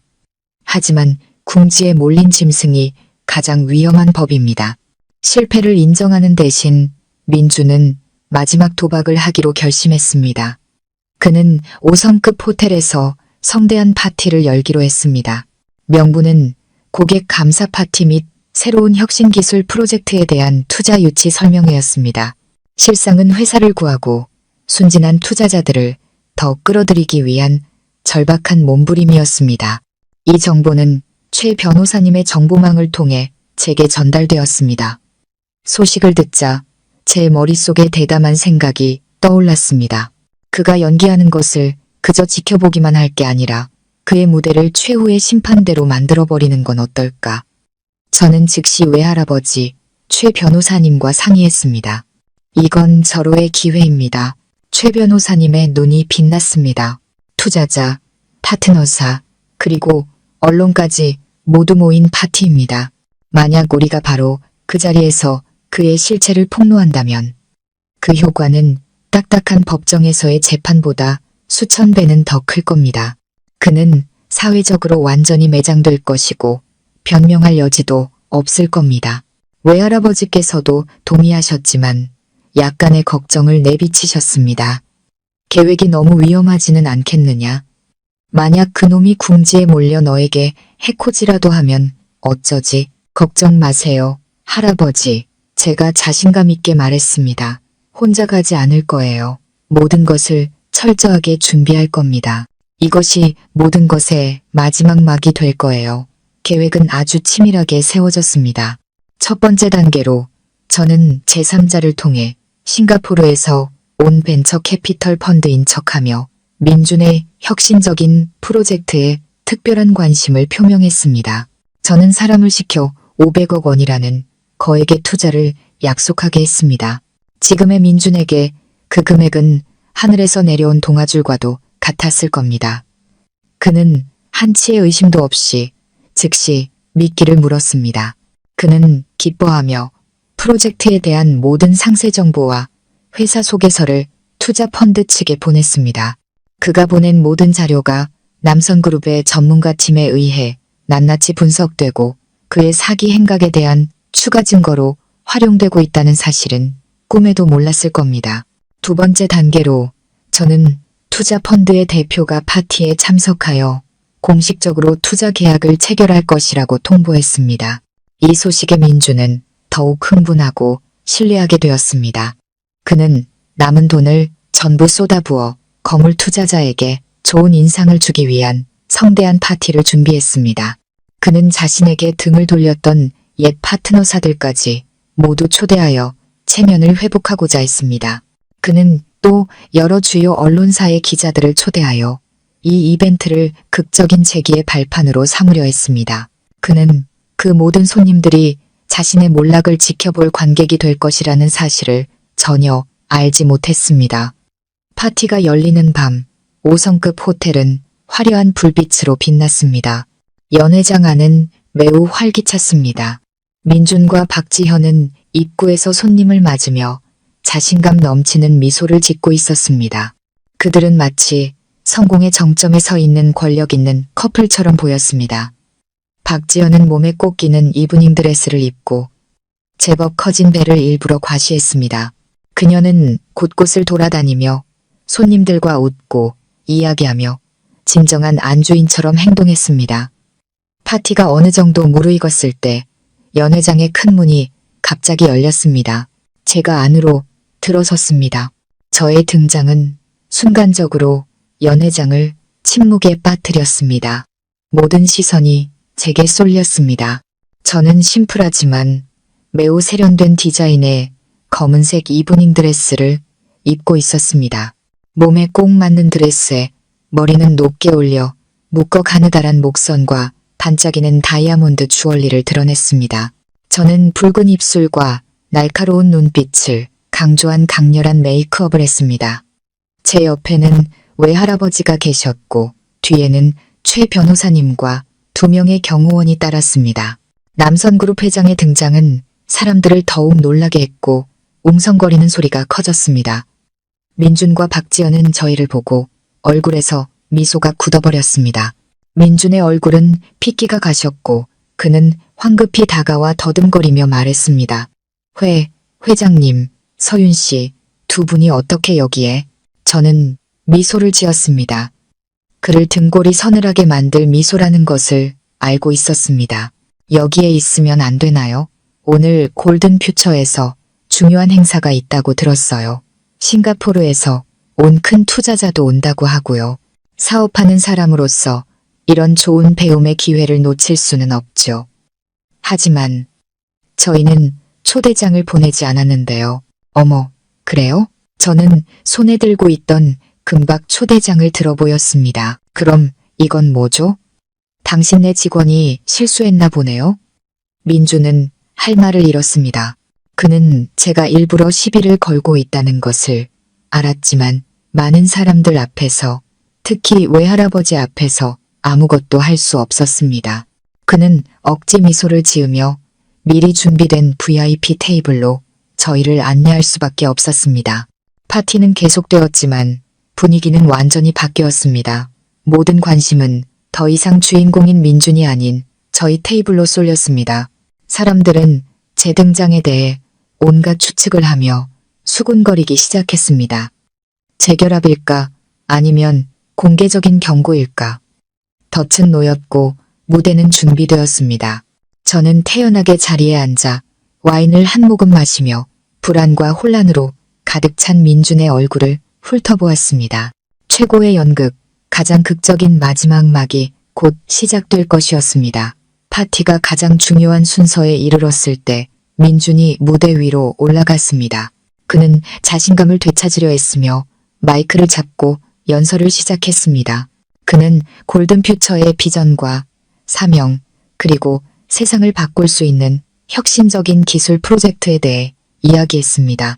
그는 투자자들을 현혹하기 위해 화려한 미래와 유망한 전망을 그려냈습니다. 아래 객석 첫 줄에 앉은 박지현은 존경과 자부심이 가득한 눈으로 그를 바라보았습니다. 두 사람은 극적인 재기라는 환상에 흠뻑 빠져 연극의 막이 곧 내려올 것이라는 사실을 전혀 눈치채지 못하고 있었습니다.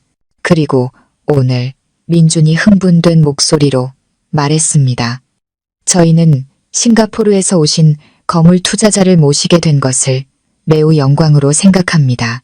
이번 협력은 골든퓨처가 더 높이, 더 멀리 날아오를 수 있는 날개가 되어줄 것입니다.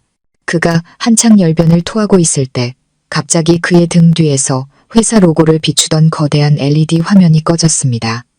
연 회장이 술렁였습니다. 민준도 어리둥절한 채 뒤를 돌아보았지만 무슨 일인지 알 수 없었습니다. 그가 기술팀에 신호를 보냈지만 아무도 반응하지 않았습니다. 그리고 모두가 놀란 가운데 화면이 다시 켜졌습니다. 하지만 골든퓨처의 로고가 아니었습니다. 처음 나타난 이미지는 멍과 상처로 가득한 제 얼굴, 퉁퉁 부은 눈, 그리고 깁스를 한 제 다리를 선명하게 찍은 사진이었습니다. 그 운명의 밤, 다음날 아침에 찍은 사진이었죠. 옆에는 이것이 사랑의 진짜 얼굴입니다. 라는 큰 글씨가 뚜렷하게 적혀 있었습니다. 연 회장은 죽은 듯이 고요해졌습니다. 잔잔하게 흐르던 음악도 멈췄습니다. 모두가 숨을 죽이고 화면을 뚫어져라 쳐다보았습니다. 무대 위에 서 있던 민준의 얼굴은 종이처럼 하얗게 질렸습니다. 그는 떨리는 손으로 화면을 가리키며 더듬거렸습니다. 이게 뭐야? 당장 꺼. 당장 끄라고. 하지만 이미 늦었습니다. 화면은 계속해서 다른 장면으로 넘어갔습니다. 이번에는 영상이었습니다. 바로 민준이 허름한 빌라에서 제 머리채를 잡고 발로 차는 모습이 담긴 CCTV 영상이었습니다.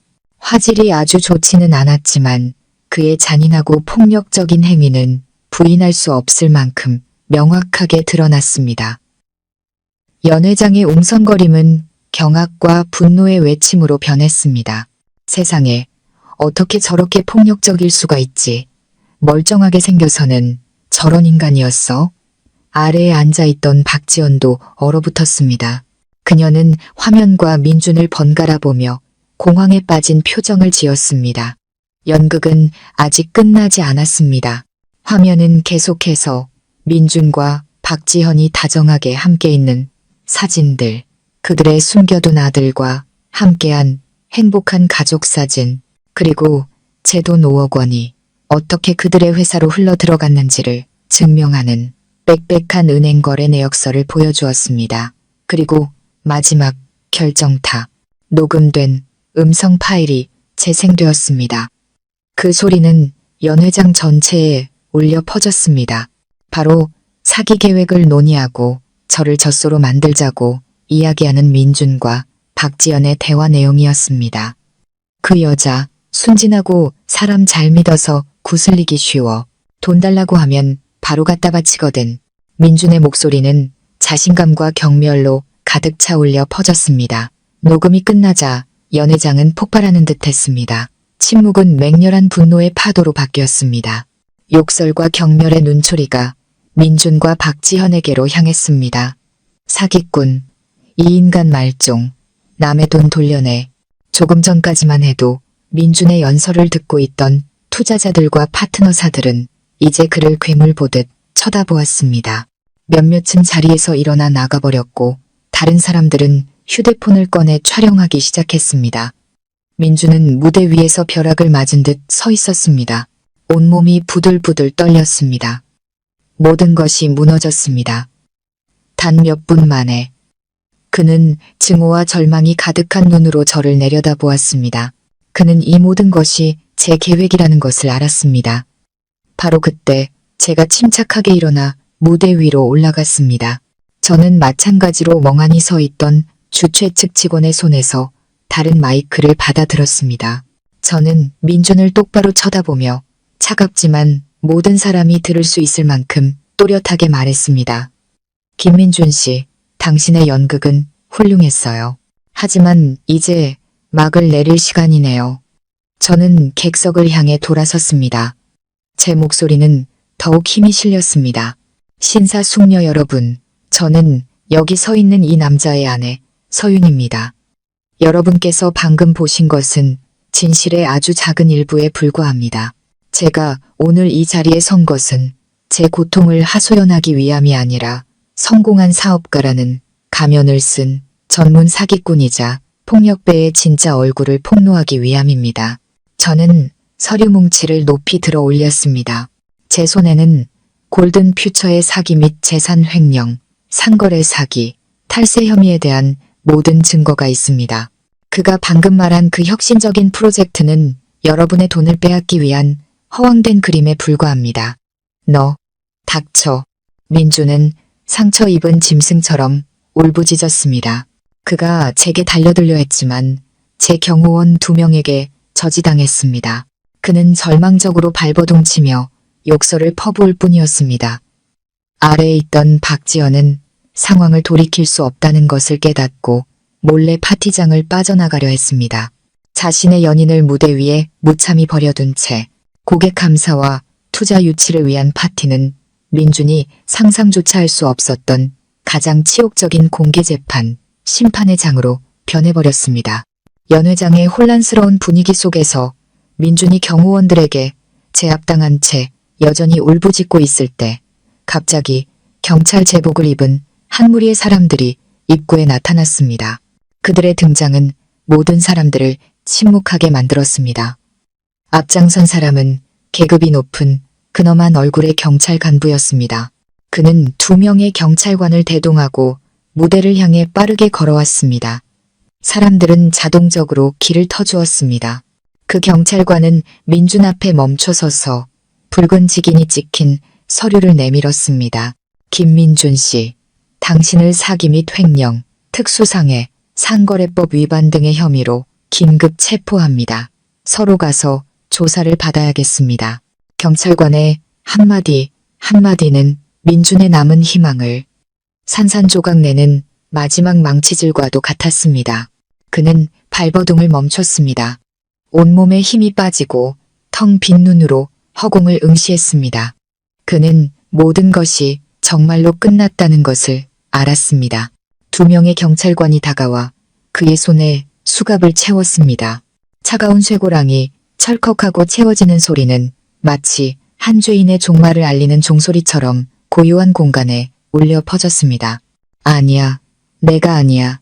저 여자가 날 함정에 빠뜨렸어. 민주는 무의식적으로 중얼거렸지만 더 이상 그의 말에 귀 기울이는 사람은 없었습니다. 그는 한때 자신을 존경하고 환호했던 사람들 사이를 지나 패배한 개처럼 고개를 숙인 채 연행되었습니다. 연회장의 문이 닫히고 방금 파멸된 한 인생도 함께 사라졌습니다. 동시에 다른 경찰팀이 박지연의 고급 아파트에 도착해 있었습니다. 그녀는 파티장에서 막 도망쳐 나와 정신을 차리기도 전에 법의 심판을 마주해야 했습니다. 갑작스러운 상황에 공황에 빠진 데다 임신 중이었던 박지연은 더 이상 예전의 당당하고 날카로운 모습을 유지할 수 없었습니다. 조사관들의 질문 앞에서 그녀는 금세 무너져 모든 것을 자백했습니다. 그녀는 민준과 함께 사기 계획을 꾸민 것을 인정했고 골든 퓨처가 돈 세탁을 위한 도구에 불과했음을 시인했습니다. 선처를 받기 위해 그녀는 심지어 자신을 보호할 목적으로 몰래 복사해 두었던 모든 장부와 서류 그리고 다른 증거들을 제출했습니다. 그녀는 자신의 연인을 가차없이 팔아넘긴 것입니다. 연극은 여기서 끝나지 않았습니다. 파티장에서 민준이 연행된 후 미래의 회장님, 어머니 자격으로 파티에 참석했던 그의 어머니는 엄청난 충격을 이기지 못했습니다. 사랑하는 아들이 수갑을 차는 모습, 그토록 꿈꿔왔던 부귀영화가 연기처럼 사라지는 것을 보고 그녀는 비명을 지르며 그 자리에서 졸도하고 말았습니다. 주위 사람들이 황급히 몰려와 구급차를 불렀습니다. 그녀는 의식불명 상태로 실려갔습니다. 그녀와 그녀의 아들이 공들여 연출했던 연극은 결국 그들 가족에게 비극적인 결말을 안겨주었습니다. 하늘의 그물은 넓고 성기어 보이지만 결코 빠져나갈 수 없는 법입니다. 주범, 공범, 그리고 방관자까지 죄를 지은 모든 이들은 결국 각자의 업보를 받게 되었습니다. 저는 무대 위에서 이 모든 것을 조용히 지켜보았습니다. 제 마음에는 승리자의 희열이 아닌 이상하리만치 평온한 감정이 깃들었습니다. 마침내 정의가 실현된 것입니다. 외할아버지께서 다가와 제 어깨에 손을 얹으셨습니다. 모든 게 끝났다. 우리 손녀. 저는 고개를 끄덕였습니다. 한 줄기 눈물이 뺨을 타고 흘러내렸습니다. 하지만 이번에는 해방의 눈물이었습니다. 저는 폭풍우를 지나왔고 이제 제 앞에는 맑고 푸른 하늘이 기다리고 있었습니다. 그 후 며칠 동안 민준의 사건은 여론의 중심이 되었습니다. 부인할 수 없는 증거들과 박지연의 자백으로 그의 모든 범죄가 만천하에 드러났습니다. 언론은 가난했지만 진취적이었던 청년에서 부유하고 순진한 여성들을 노리는 전문 사기꾼, 가짜 재벌로 변모한 그의 과거를 낱낱이 파헤쳤습니다. 그의 진짜 모습에 사회는 경악하고 분노했습니다. 비정한 아내였던 저는 순식간에 정의를 위해 싸운 강인한 여성의 상징이 되었습니다. 이전의 비난은 존경과 동정으로 바뀌었습니다. 저는 낯선 여성들로부터 수많은 편지와 메시지를 받았습니다. 그들은 제 이야기가 자신들에게 영감을 주었고 유해한 관계에서 벗어날 용기를 주었다고 말했습니다. 저는 제 싸움이 더 이상 저 혼자만의 것이 아니라는 것을 알았습니다. 6개월 후 김민준과 공범들에 대한 재판이 서울중앙지방법원에서 공개적으로 열렸습니다. 이 사건은 여론과 언론의 특별한 관심을 받았습니다.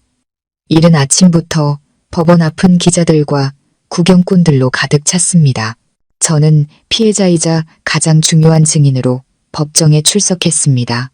더 이상 두렵거나 불안하지 않았습니다.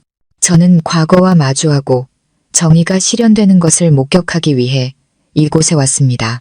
저는 우아한 흰색 정장을 입었고 가벼운 화장을 한 얼굴에서는 평온함과 자신감이 엿보였습니다. 제가 법정 안으로 들어서자 모든 시선이 제게 쏠렸습니다. 저는 침착하게 피해자석으로 걸어가 최 변호사님 옆에 앉았습니다.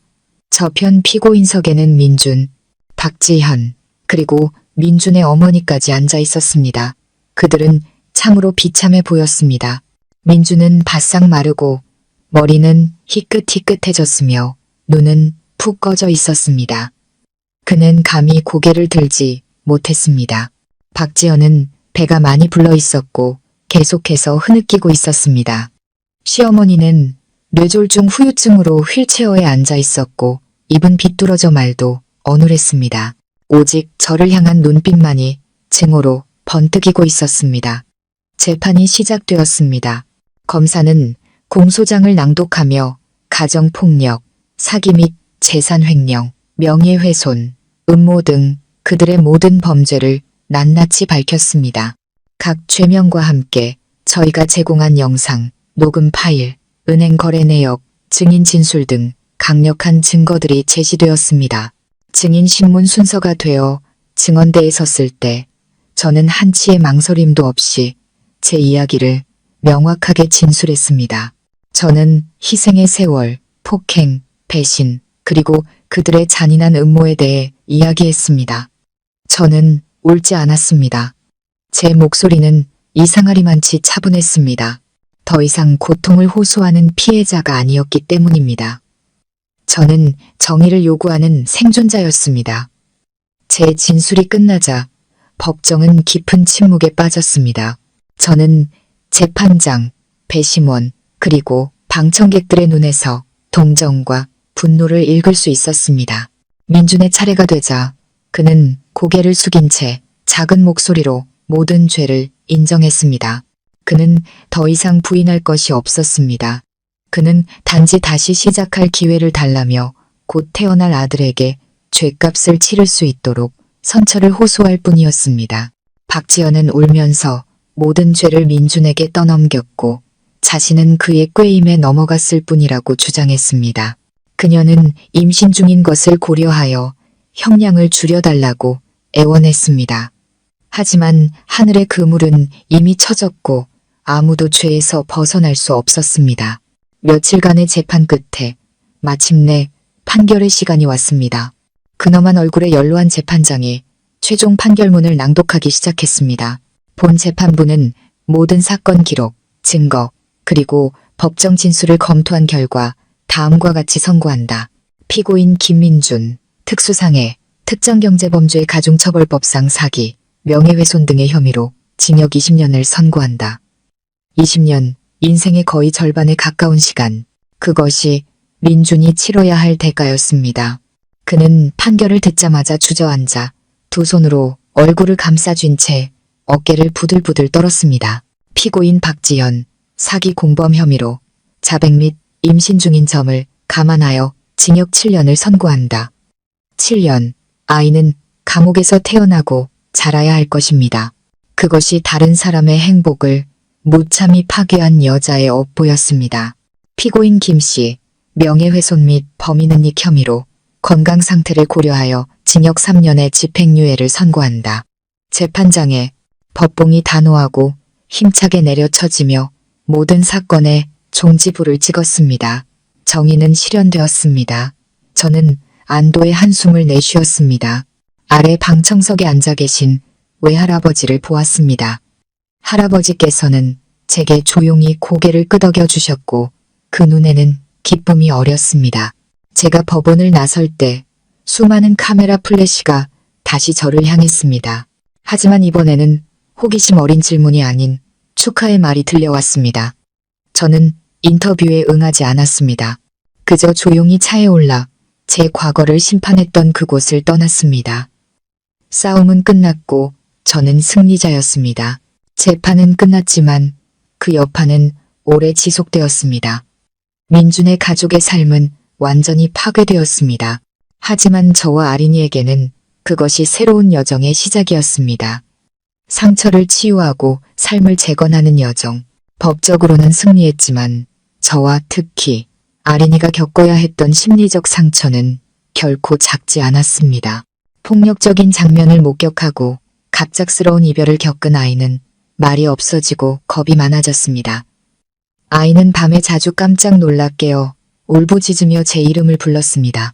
그런 아이를 볼 때마다 심장이 조여드는 것 같았습니다. 저는 정의를 되찾는 것이 시작에 불과하다는 것을 알았습니다.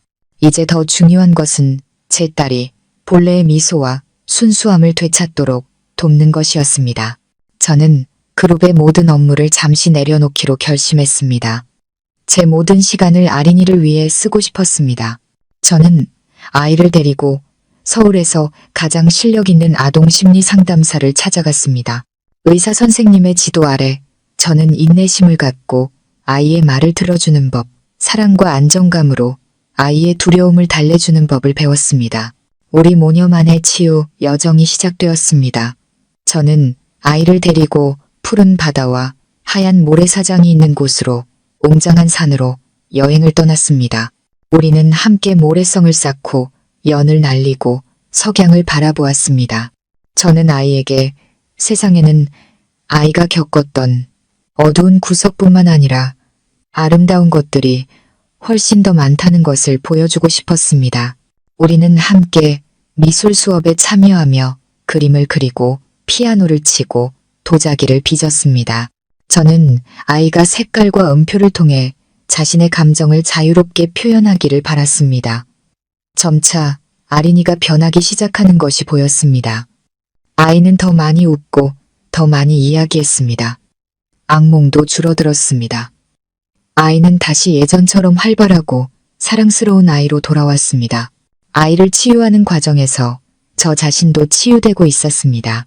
아이 곁에서 아이를 온전히 돌보고 사랑하는 것이 제 영혼의 빈 곳을 채워주었습니다. 저는 더 이상 과거에 대해 많이 생각하지 않았고 민준을 원망하지도 않았습니다. 증오심을 붙들고 있는 것은 제 자신을 더 고통스럽게 할 뿐이라는 것을 깨달았습니다. 용서는 그가 자격이 있어서가 아니라 제가 평화를 누릴 자격이 있기 때문이었습니다. 딸을 돌보는 것 외에도 저는 제 자신에게 더 많은 관심을 갖기 시작했습니다. 요가와 명상, 수업에 등록했습니다. 깊은 호흡과 부드러운 동작들은 제 몸과 마음의 균형을 되찾아 주었습니다. 저는 또한 철학, 심리학, 삶의 예술에 관한 책을 더 많이 읽기 시작했습니다. 이 세상에는 탐험할 흥미로운 것들이 무수히 많다는 것을 깨달았습니다. 저는 더 이상 마음의 문을 닫지 않았습니다. 친구 관계에 더 마음을 열었습니다. 오랜 친구들과 카페에서 만나 이야기를 나누고 비즈니스계에서 새로운 친구들도 사귀었습니다.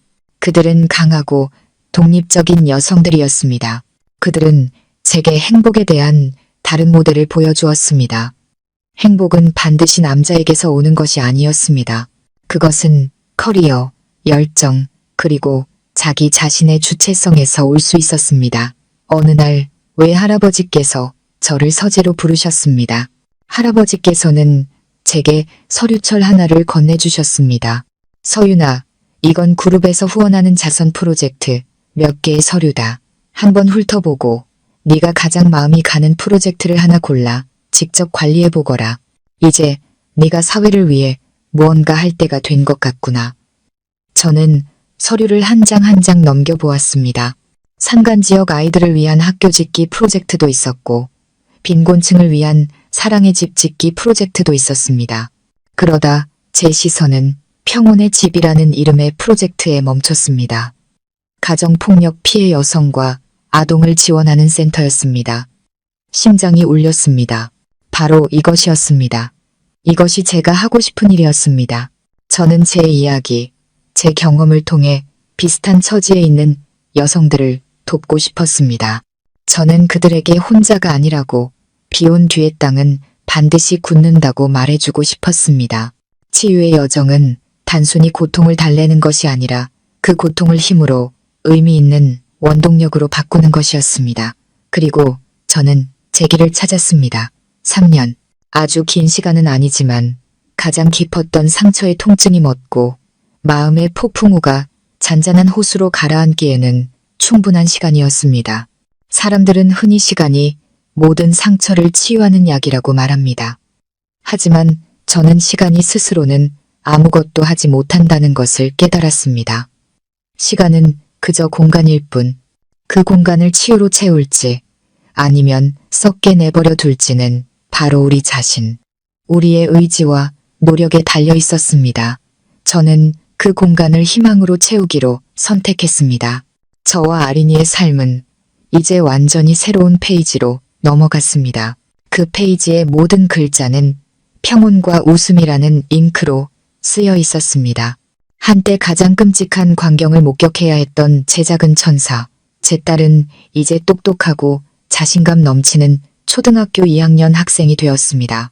아이의 눈에 서려있던 두려움의 흔적은 완전히 사라지고 그 자리에는 맑고 호기심 어리고 반짝이는 삶의 기쁨이 가득했습니다. 아이는 더 이상 밤에 깜짝 놀라 깨거나 큰 소리에 놀라 울음을 터뜨리지 않았습니다. 대신 매일 아침 저를 꼭 껴안고 아이들의 세상에 대한 작은 비밀들을 속삭여주고 넘어져도 스스로 일어나 엄마, 나 괜찮아요 라고 웃으며 말할 줄 알게 되었습니다. 새하얀 교복을 입고 머리를 단정하게 따은 채 학교 이야기를 제잘거리는 딸을 보며 저는 그날 끝까지 싸우기로 한 제 결정이 전적으로 옳았다는 것을 알았습니다. 저는 단순히 저 자신을 위한 정의를 되찾은 것이 아니었습니다.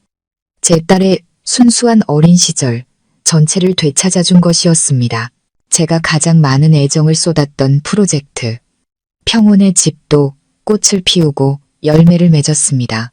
처음에 작은 지원센터에서 시작하여 지금은 수백 명의 불행한 여성과 아이들을 위한 든든한 네트워크이자 공동의 보금자리로 성장했습니다. 저는 더 이상 멀리서 지켜보는 후원자가 아니라 그들의 언니이자 친구, 동반자가 되었습니다. 매주 저는 2번의 오후 시간을 센터에서 보냅니다. 업무를 확인하기 위해서가 아니라 그들의 이야기를 듣기 위해서입니다. 저는 10년간의 가정폭력을 견디다 두 아이의 손을 잡고 용감하게 탈출한 한 미혼모의 이야기를 듣습니다.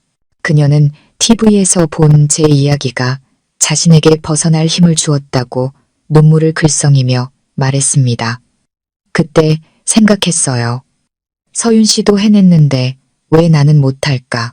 나도 사람이고 나도 행복하게 살 자격이 있는데 부유하지만 폭력적인 남자와 강제로 결혼하기 위해 학업을 포기해야 했던 17살 소녀의 이야기를 듣습니다. 그 아이는 비바람 치던 밤 맨손으로 상처투성이 마음으로 평온의 집을 찾아왔습니다. 이제 그 아이는 다시 기술을 배우고 있고 패션 디자이너가 되겠다는 꿈을 조금씩 이뤄가고 있습니다. 제가 만나는 모든 이야기, 모든 삶의 조각들은 제 과거를 비추는 거울과도 같았습니다. 저는 그들의 두려움 속에서, 고통 속에서, 그리고 희미하게 빛나는 희망 속에서 제 모습을 보았습니다. 그들을 돕는 것이 바로 제 자신을 치유하는 방법이었습니다. 저는 다시 한번 깨달았습니다. 고통을 극복하는 가장 좋은 방법은 그것을 묻어버리는 것이 아니라 어둠 속에서 길을 잃은 다른 사람들을 위해 길을 비추는 횃불로 바꾸는 것이라는 것을. 가끔 조용한 순간이면 저는 문득 민준의 가족에 대해 생각하곤 했습니다. 제가 일부러 찾지 않아도 그들에 대한 소식은 어떻게든 제 귀에 들어왔습니다. 박지연은 출소 후 아들을 데리고 조용히 도시를 떠났다고 합니다. 멀리 떨어진 시골로 가서 이름을 바꾸고 새로운 삶을 시작했다고 들었습니다. 아마도 아이가 그녀가 계속 살아갈 유일한 이유였을 겁니다. 시어머니는 고통과 병마 속에서 살다가 결국 한 요양원에서 가족 없이 외롭게 세상을 떠났습니다. 그리고 민준, 20년은 길고 긴 형벌입니다. 그는 차가운 철창 안에서 자신의 죄값을 치르고 있습니다. 저는 더 이상 증오나 통쾌함을 느끼지 않았습니다. 한때의 분노는 이제 가라앉고 차가울 정도의 무관심만이 남았습니다. 그들은 스스로 자신의 인생의 결말을 쓴 것입니다. 원한은 지나갔습니다. 마치 거센 홍수가 모든 것을 휩쓸고 간 뒤 망각의 퇴적층만이 남은 것처럼 저는 내려놓는 법을 배웠습니다. 그들을 용서하기 위해서가 아니라 제 자신의 영혼을 해방시키기 위해서였습니다. 외할아버지의 단계적인 지도 아래 그룹에서의 일은 더 이상 부담이나 도전이 아니었습니다. 그것은 제 열정이 되었습니다. 저는 모든 사람들에게, 그리고 가장 중요하게는 제 자신에게 제 두 발로 굳건히 설 수 있다는 것을 증명했습니다. 저는 더 이상 회장님의 손녀가 아니었습니다. 글로벌 경제 위기를 극복하고 일본 파트너사와 세기의 계약을 성공적으로 체결했으며 남선 브랜드를 아시아 전역으로 확장시킨 남선그룹의 여성 총수 서윤이었습니다. 사업에서의 성공은 제게 경제적 자립을 가져다 주었지만 제 가장 큰 기쁨은 여전히 가족과 함께하는 소박한 순간들이었습니다. 어느 주말 오후 하늘은 맑고 바닷바람은 시원했습니다. 저와 아린이 그리고 외할아버지는 함께 강릉으로 여행을 떠났습니다. 우리는 호화로운 리조트 대신 부겐빌레아 꽃이 가득한 작은 정원이 있는 해변에 작은 별장을 빌렸습니다. 석양이 서서히 내려앉으며 하늘과 바다를 꿀처럼 빛나는 색으로 물들이고 있었습니다. 아린이는 동네 아이들과 함께 거대한 모래성을 쌓고 있었습니다. 아이의 맑은 웃음소리가 해변에 부딪히는 파도 소리와 어우러져 평화로운 교향곡을 만들어냈습니다. 저와 외할아버지는 나무 벤치에 앉아 조용히 그 모습을 바라보았습니다. 외할아버지는 많이 늙으셨습니다. 머리카락은 은처럼 하얗게 새었지만 눈빛은 여전히 총명했고 미소는 예전처럼 인자했습니다. 할아버지는 더 이상 거대한 그룹을 짊어지지 않으셨습니다. 대신 이제 할아버지의 기쁨은 정원을 가꾸고 책을 읽고 유일한 증손녀와 함께 노는 것이 되었습니다. 저 아이 좀 보거라. 왜 할아버지께서 말씀하셨습니다. 그의 눈에는 숨길 수 없는 행복이 반짝였습니다. 내 외할머니를 꼭 닮았구나. 항상 밝고 에너지가 넘치지. 저는 미소를 지으며 할아버지의 어깨에 머리를 기댔습니다. 야위였지만 여전히 제게 가장 든든한 버팀목인 어깨였습니다. 감사합니다, 할아버지. 항상 곁에 있어 주셔서, 저희 모녀에게 모든 것을 주셔서 감사합니다. 이 바보 같은 것. 할아버지는 제 머리를 쓰다듬으셨습니다. 내 스스로 행복을 쟁취한 게다.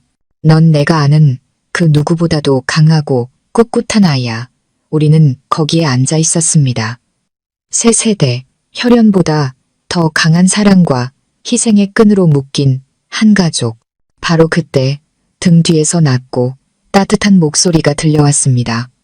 안녕하세요, 회장님, 서윤 씨. 제가 방해한 건 아니죠. 저는 돌아보았습니다. 심장이 저도 모르게 한 박자 빠르게 뛰었습니다. 평온의 집 프로젝트에서 만났던 재능 있는 건축가 준우 씨였습니다. 그는 파트너로서가 아니라 주말 시간을 내어 불행한 여성들을 위한 생활 공간을 수리하고 디자인해주는 자원봉사자로 그곳에 왔었습니다. 그는 온화하고 성숙하며 따뜻한 마음을 가진 사람이었습니다.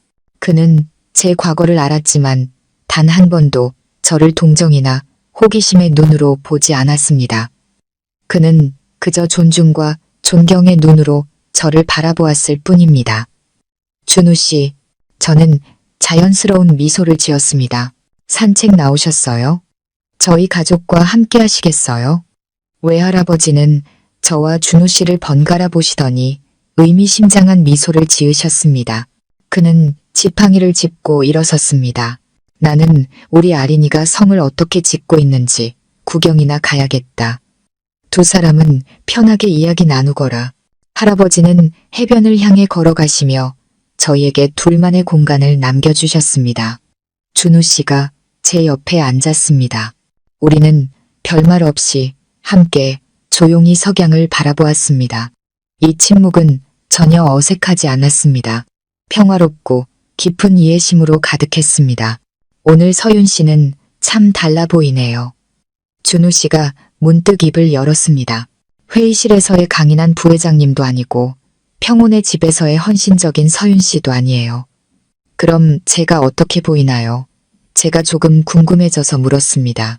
아주 부드럽고 평온해 보여요. 그가 진심 어린 눈으로 말했습니다. 마치 폭풍이 지나간 뒤에 바다처럼요. 저는 저도 모르게 미소를 지었습니다. 제게 그런 말을 해준 사람은 그가 처음이었습니다. 그의 곁에서는 굳이 강한 척 애쓸 필요가 없었습니다. 상처와 약점을 모두 가진 평범한 여성, 제 자신으로 있을 수 있었습니다.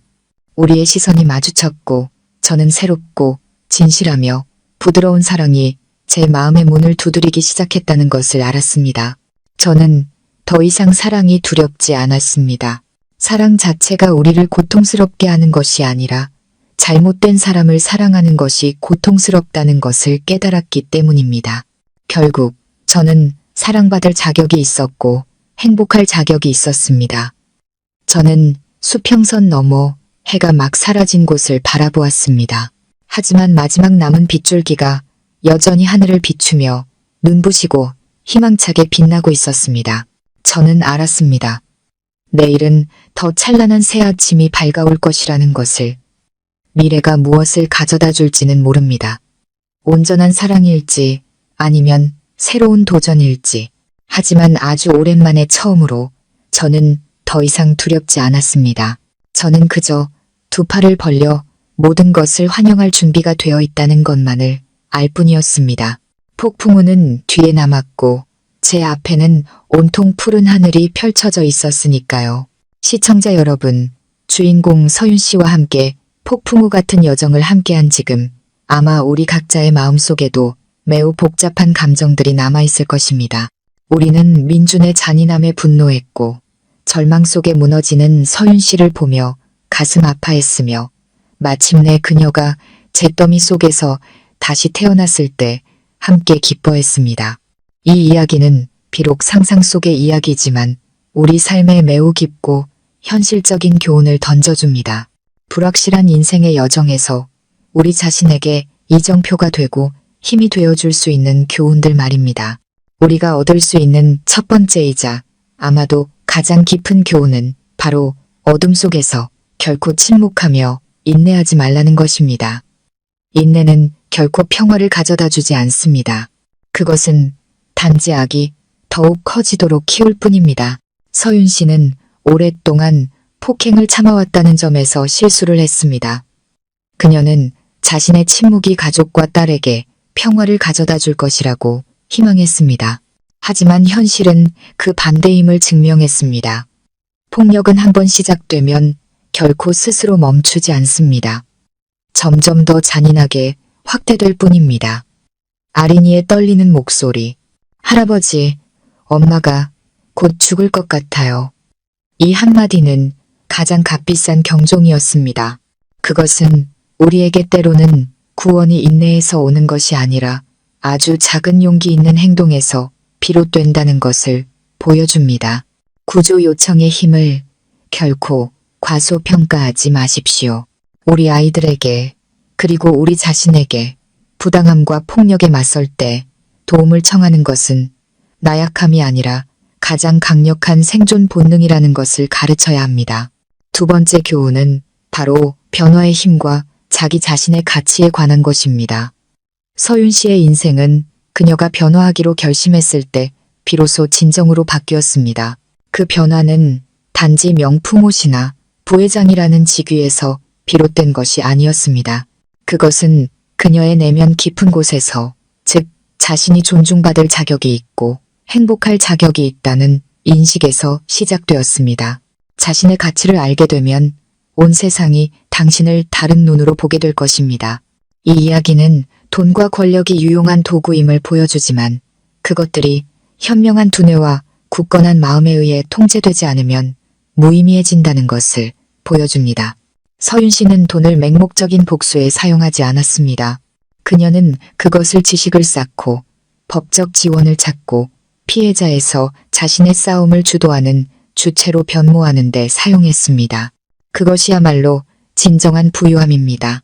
그리고 아마도 가장 인간적이고 깊은 교훈은 우리가 승리를 마주하고 상처를 치유하는 방식일 것입니다. 서윤 씨는 민준 가족의 몰락을 보며 통쾌해하고 남은 인생을 부와 안락함 속에서 살 수도 있었습니다. 하지만 그녀는 그렇게 하지 않았습니다. 그녀는 자신의 고통을 연민으로 바꾸었고 자신의 재산을 같은 처지에 있는 사람들을 돕는 도구로 바꾸었습니다. 평온의 집은 단순히 자선 프로젝트가 아니라 재생의 상징이며 폭풍우를 겪은 후 인간이 더 강하고 자비로워질 수 있다는 증거입니다. 진정한 승리는 적이 무너졌을 때가 아니라 모든 것을 겪고 난 후에도 굳건히 서서 평온한 마음으로 과거를 돌아보고 열린 마음으로 미래를 향해 나아갈 수 있을 때입니다. 그것은 고통을 힘으로 개인의 불행을 공동체의 가치로 바꾸는 여정입니다.